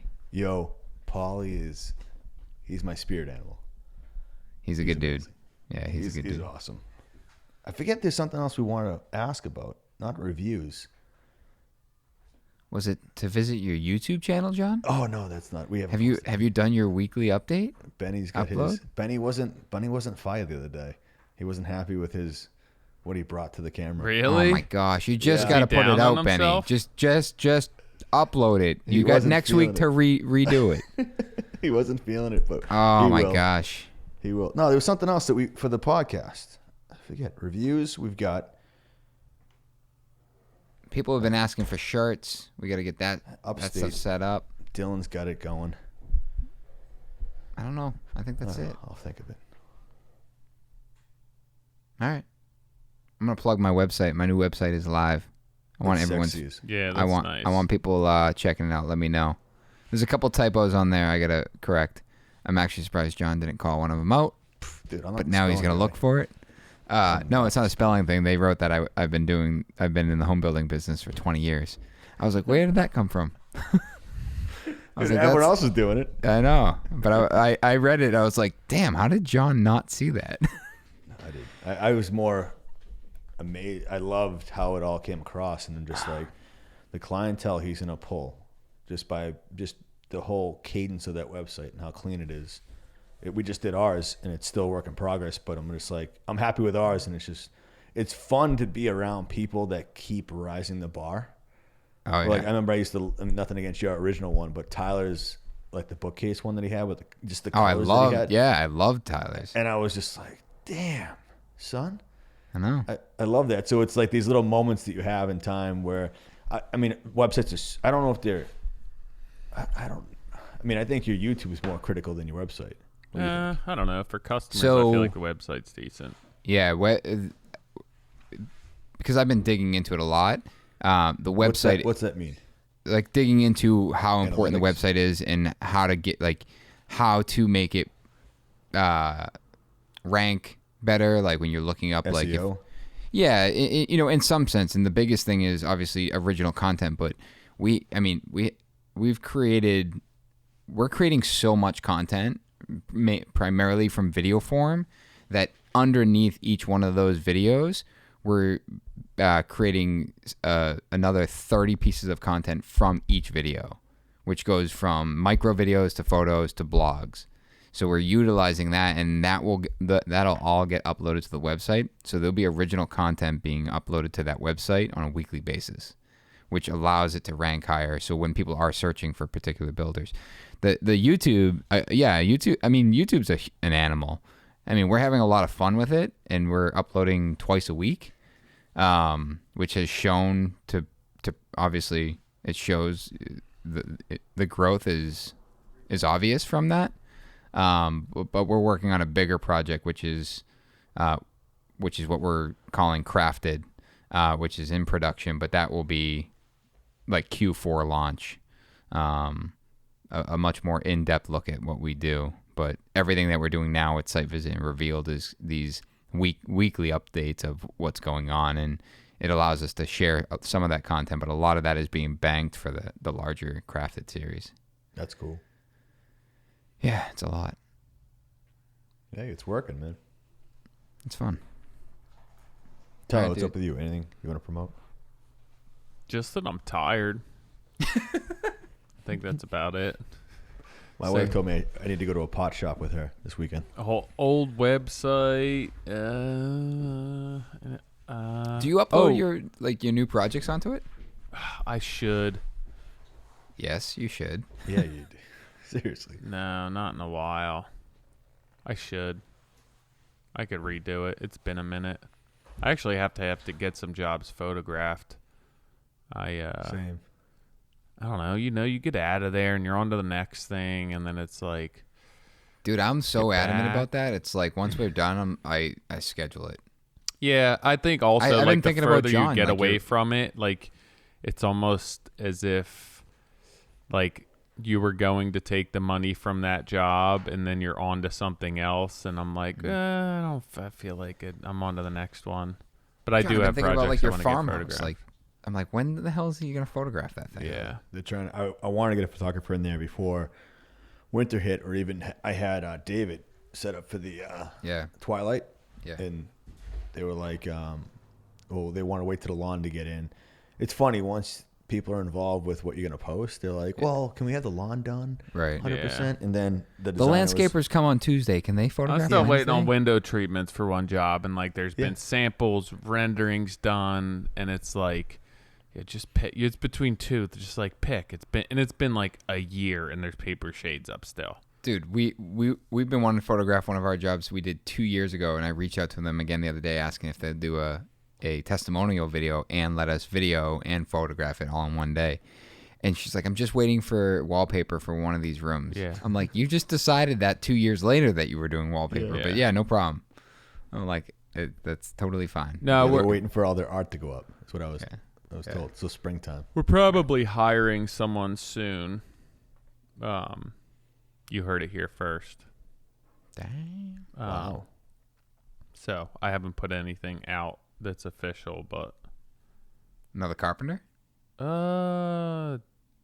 well, Ryan's gonna go to grad school, so he took like a year off for teaching, and I don't know if he's going back to school right away or going enroll. I know he's enrolling in grad school like this spring, so we're gonna do the switcheroo.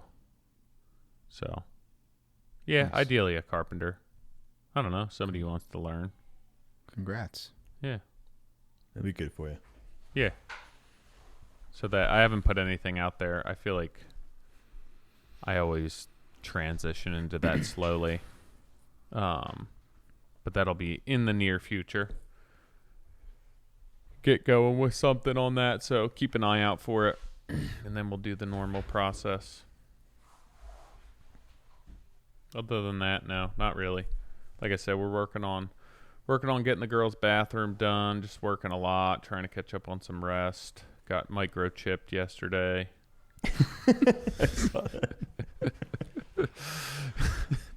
It's nice. I can just pull up my phone and figure out exactly where you Exactly. are. So I knew you were going to be late today. I got I one need to more. get mine done then. Yeah. I got the stone wall going out front. Can't see it now, but we're putting up a At your house? 120-foot stone wall, yeah. Damn. Dang. That's nice. Well, we're on the main road, so you guys I might know. be able to hear it in the mic. But the goal was to put a 30-inch wall stone and then put a fence on top. bushes? Oh. nice. Fence on top, and then I got these old Stone Sorcerer. Shout out to Justin at Stone Sorcerer. I found these. He had them, but I went to the yard. There are these 20 by 20, 6 foot high, basically columns of granite, and they came from the old Charlestown Bridge, from where the garden is that Yeah. crosses. You saw it in the movie The Town, where they boot across the bridge. They came from the base of that bridge. So it's cool. So that'll be anchoring the corner of our property, where our flagpole was. It'll live there. The wall crashed into it on both sides. And then on either side of our driveway that goes to the garage, we'll have those huge granite posts. That's amazing. So, yeah, the guys are out. My yard has got, 6 dump trucks full of stone in the driveway, and bobcats and minis. Nice. It's Get cool. work Yeah. done. It worked out, though. A neighbor offered me 19 acres of land behind us. She's like, I love what you do with the house. My wife and I turn to each other and we're like, what? Where do you live? You live down there. Where? So all the dog walking trails I go through, she owns all that land. Wow. I was like, oh, that's cool. So my mind starts racing. I'm like, I could extend that whole street and add 7 houses. So we're trying to figure out how to do it. I actually reached out to a couple developers so I can understand how to subdivide, and get the whole infrastructure in. I just I've never done it, and this is a cool opportunity. So That's she can live in her house, make it happen. We can actually develop it all while she lives there, and then renovate hers at the end. That's amazing. We'll see. Baby steps, right? Then you can just look out your window and march orders. Yeah. Well, I think the missus would run that part of the gig. Oh, there you go. Design it and run with it. But we'll see. I got to figure out how many houses you can fit. It's a little wet back there, so it's the numbers have to add up. Yeah. Cool. All right, guys. This podcast is brought to you by Duration Moulding and Millwork. The folks at Duration invite you to compare poly-ash products or poly-ash beveled siding to any other beveled siding out there. No other product checks the number of boxes of what today's builders and building owners are looking for. Stable. Check. Sustainability. Check. Long lengths. Check. Looks just like real wood. Check. No clearance requirements. Check. No end sealing. Check. Paint any color with regular latex paint. Check. Full line of complementary moldings. Check. Custom capabilities. Check. All right, you can stop. The list goes on. To learn more about Duration Polyash products, please visit their website at durationmillwork.com and be sure to check them out on Instagram. Check. Yeah. So someone just commented, I just reposted on the IG. On 161 penalization talk with Cape Cod. A little before an hour into the podcast, John takes a phone call in the background and I can't stop laughing. Did that happen? I don't remember. P.S. This is from a couple weeks ago. Maybe. Was there video of it or someone just here? You're probably talking to like your wife. No, you know John, what? You know what? You just because you mute the Zoom, your GarageBand still runs. Oh, you're right. There's a fact. You Snapple silly. fact for you.